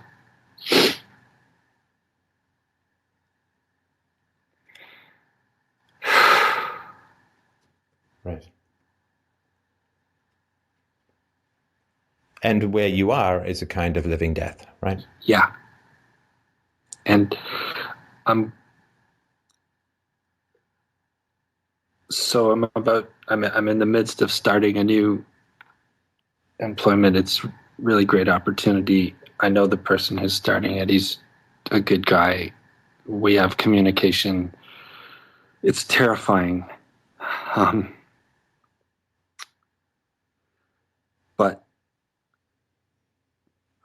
to walk in there knowing that my way of the people-pleasing way is manipulation, and it negates me, and it's going to backfire because it does every time, even if it seems like it's not going to. So I can't do that, but I don't have any other. It's like going in there with nothing. I don't know what to do to just be me. So I technically know what I should be doing at the job, but it's so hard to stay with that. But I feel super paranoid at the same time, and it makes me feel really awkward in dealing with everybody, because if I'm not trying to make a joke or do something to make them laugh so that I know that everything in the room is okay, then I get really scared. And so it's hard to focus on what I need to do for work. Listen, you have to apply yourself to justice. Okay. In this situation. Okay. I don't mean to sound unsympathetic, because I'm really not. But when people treat me like I'm their abusive parents, it really pisses me off, because it's so unjust. Did I just do that? No. But you're talking about these other people. Okay. Right? Yeah. You're doing great. You're working hard. You're doing fantastically in the call. I really want to acknowledge that. Thanks. But you're terrified of being with these people because your mother beat you 40 years ago. But you are treating these people as if they are your mother. That is bigoted. It's like me saying, well, one black guy beat me up 40 years ago, so I'm now going to be terrified around Morgan Freeman. Yeah, that would be a racist extrapolation, right? It would be.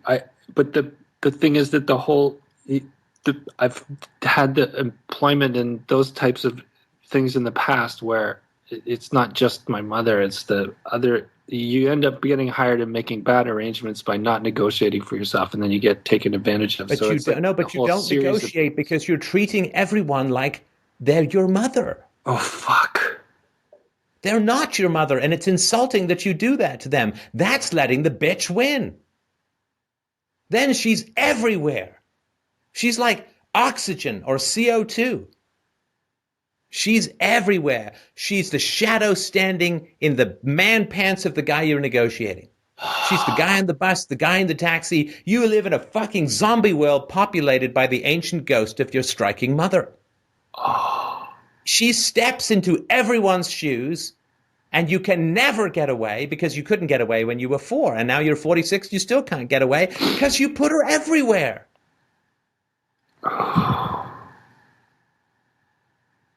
Okay. Don't let the bitch win. Exercise her from your environment. It is not fair to assume people are assholes because you are raised by a bitch. No, It is unjust to them to treat them as child abusers. Do you know in some airplanes they will not seat a single man next to a child? Can I thank you so much for saying that to me? No, it's important. And the Thank reason you. is because some women have been raped as children and then they think like all men are rapists. Yeah. That is so, I mean, that's so fucking sexist and unjust. Yeah. It's horrifying and it's horrible. And it's so unjust. We all rail against that, right? Yeah. But you cannot treat everyone as if not only are they your mother, but they're your mother when you were 4. Okay. Thank you Because so you're much. not 4, they're not your mother. It's anti-empirical. Okay.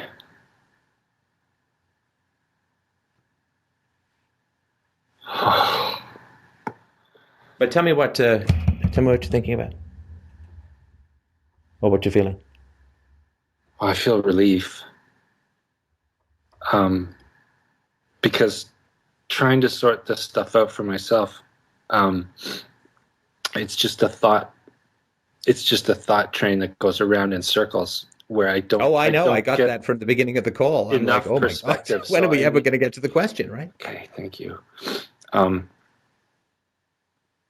So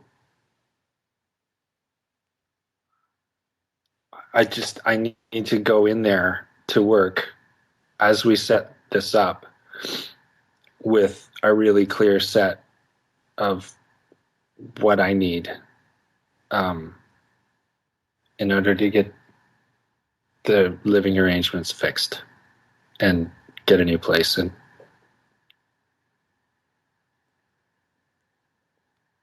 like that's step 1, step 2. There's nothing. Yeah, and you said this, but the work thing is one thing, but you're also projecting your mom onto every potential date, right? Why don't you want to get married? Well, because I don't want to be fully responsible for somebody else's happiness and have to manage someone else all the time, like I did with my mom when I was 4.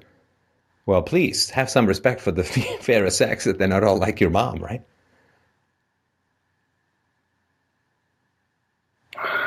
Yeah.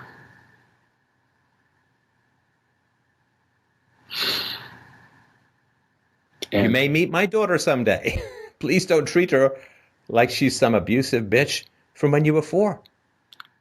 Or I just know that I'm not going to have the money to be buying a house and set up a household. So, I just Well, who know I'm knows? See, gonna this is you're disappoint somebody. saying this like it's a foregone conclusion. When you break out of the past, you don't know what you're capable of.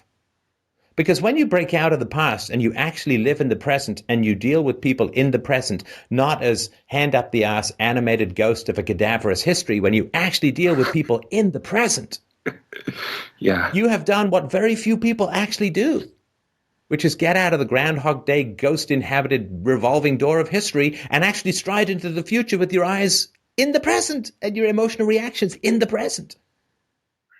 So if you can break this habit of squirting your mom juice up everyone's leg and then dealing with them as if they smell just like her, you don't know what you're capable of. That's so gross. But you will have automatically gained the incredible superhero superpower of living empirically in the present, of not being your own mom run hand puppet of a 4-year-old frightened of being beaten to death.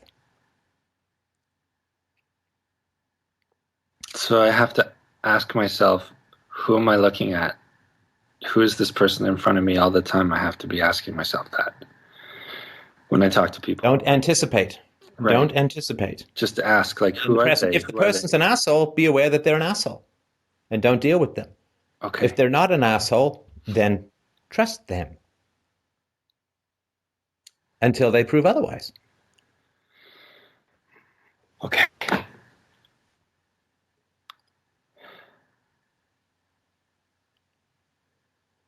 Okay. But the garage is where antiques go. Don't be that. Okay. Thank you. You're welcome. You're welcome. And, Will you and thank you for your let us know how it's going? patience. I will. Thank you for your patience. You're welcome. For Listen, the round and round. I really and thank you for your openness and your vulnerability in responding. Just remember that this is the equation that is branded onto most of the human hearts in the world. To live is to die, but to die is to live. Wow. That's what culture is. It's what religion is. It's what nationalism. That's what sports fever is. It's what racism and classism. Yeah. And all of that. Yeah. Right? Well, to live is to die, totally. but to die is to live. Well, I was really psyched to get the opportunity to be on with you tonight, so I wasn't gonna. If I needed to be told things, I needed to go with you on it. So, thank you. Well, great job. Thank you. Thank you so much. Okay. Good night. Thanks. Take care. Thanks, Chris. Bye. All right, Mr. Mike, I think that's it for us, right? Do we have any last announcements for our finalists? That's it caller-wise, but we can make some speaking announcements. Coming up, June 6th and 7th, the Toronto Domestic Violence Symposium. That's going to be held at downtown at University of Toronto. Just moved the venue, so make sure you go to torontodv.com, torontodv.com for the updated information. Steph is going to be speaking both days. And also, the International Conference on Men's Issues, June 26th through 28th in Detroit, Michigan. Go to avoiceformen.com, avoiceformen.com to get your tickets. Lots of cool people going to be there. And we're going to do a lot of, like an FDR meet and greet type thing at dinner or something. So should be a good time. Hope you can come out. But that's it as far as announcements go. Do we want to mention anything about, because I don't know if I'll have time to do it later. Do you think that it's worth mentioning about how this Elliot Rogers is somehow trying to be pinned on men's rights groups? Might be worth talking about here in the show. I just found out in the context of the show that his 140-page manifesto has made its way online. So there's quite a bit to go through. Was it true they found more bodies at his house, or was that a rumor? I looked at CNN. Apparently there's 3 bodies they found in his apartment as well. Ooh. So the death toll is mounting. Is it blonde women? That I didn't get that information yet. They probably haven't released that yet. Yeah, they're holding back information until they can notify the next of kin or identify them. Yeah. But it's getting worse. The more you look in this story, the worse it gets. Yeah, but I just, I really, so this guy, was sexually, the story is that he was rejected by women his whole life and therefore he murdered them. And this is, the things that people try to do to make causality out of something is just nonsense. Lots of men die virgins without going on murderous rampages. Lots of men are rejected by lots of women. There's not a man alive who's not been rejected by women. The idea that this somehow is causal, that women rejected him and therefore, right, that's not why he killed. I mean, because again, lots of people, he killed because he was an evil motherfucker. He killed because he was a narcissistic sociopath who constantly and repetitively programmed himself into becoming more and more outraged until he had only one thing left to do. And he's responsible. He was not a kid. He was 22. Did he have a bad childhood? I'm sure that he did. There are some hints online of some truly horrendous stuff, which I'm not going to repeat here because I can't verify them, but I don't know if they're true or not. But some hints online of some truly horrendous stuff he went through as a kid. And he was a racist son of a bitch. He had negative things to say about Indians, and he was, I think, half Asian, half white, and targeted blonde white women. It was a racial hate crime as well. And the idea that somehow men looking for equality in family courts is promoting the murder of women is such an insane theory, and it's so insulting. It is, I mean, it's literally the same as saying that feminism promotes the Holocaust. I mean, it's just ridiculous. But it is not anything to do with men's rights. The pickup artist community is not anything to do with men's rights. Those are just guys who want to manipulate dumb women into getting laid. I don't know if it works or not. I have no idea. I don't even really care to know. I think it's pretty gross. But the idea that the men's rights movement has some essential hatred of women. There is frustration in the men's rights movement, I'm sure. I don't want to speak for the men's rights movement because I'm not no spokesman for the movement at all.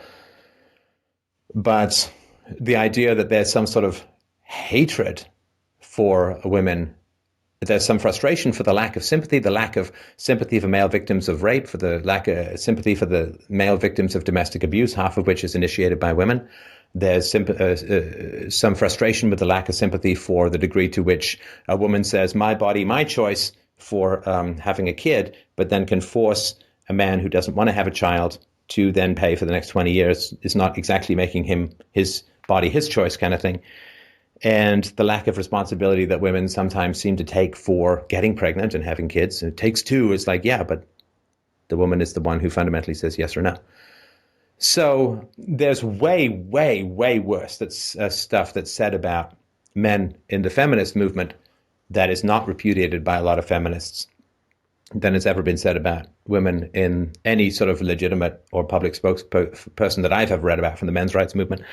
So it is a sick and horrifying slander technique that is used. And I think it's horrendous. It's highly irresponsible, but it's inevitable.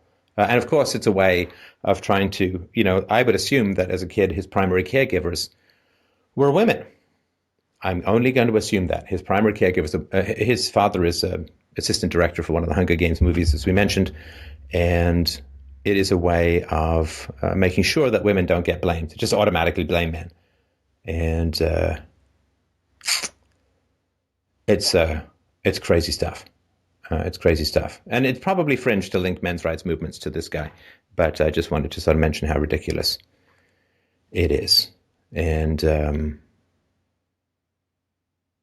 it's not politicians, it's not the National Rifle Association, it's not gun rights and so on.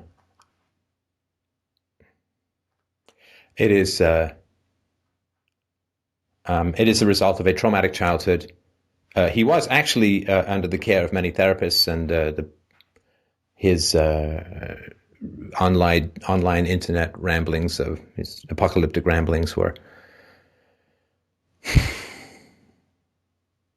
reported to the police. His parents reported them to the police. The police came and interviewed him, and apparently their lawyer says they found him to be a lovely and fine young man, and let him go on about his business. So it is just horrendous. So I just wanted to mention that. I also don't know anything about the men's rights movements where men say that they're entitled to sexual favors from women. I've never heard or read anything to do with that. Sorry, did I say director, assistant director for one of the Hunger Games movies? But I've never seen anything to do with men's rights that says that men are somehow entitled to sexual favors from a woman. Anyone can say, oh, I'm into the men's rights movement, and then can say all kinds of crazy shit, but that's, what has that got to do with anything? Feminists always say, well, the extreme feminists are not really part of the blah, blah, blah, even though they're usually academics and published in peer-reviewed journals and all that kind of stuff. But, they find some crazy person on the internet who says, I'm into men's rights, and, what's that got to do with anything, right? Yeah, you can say you're into anything and then do some crazy shit.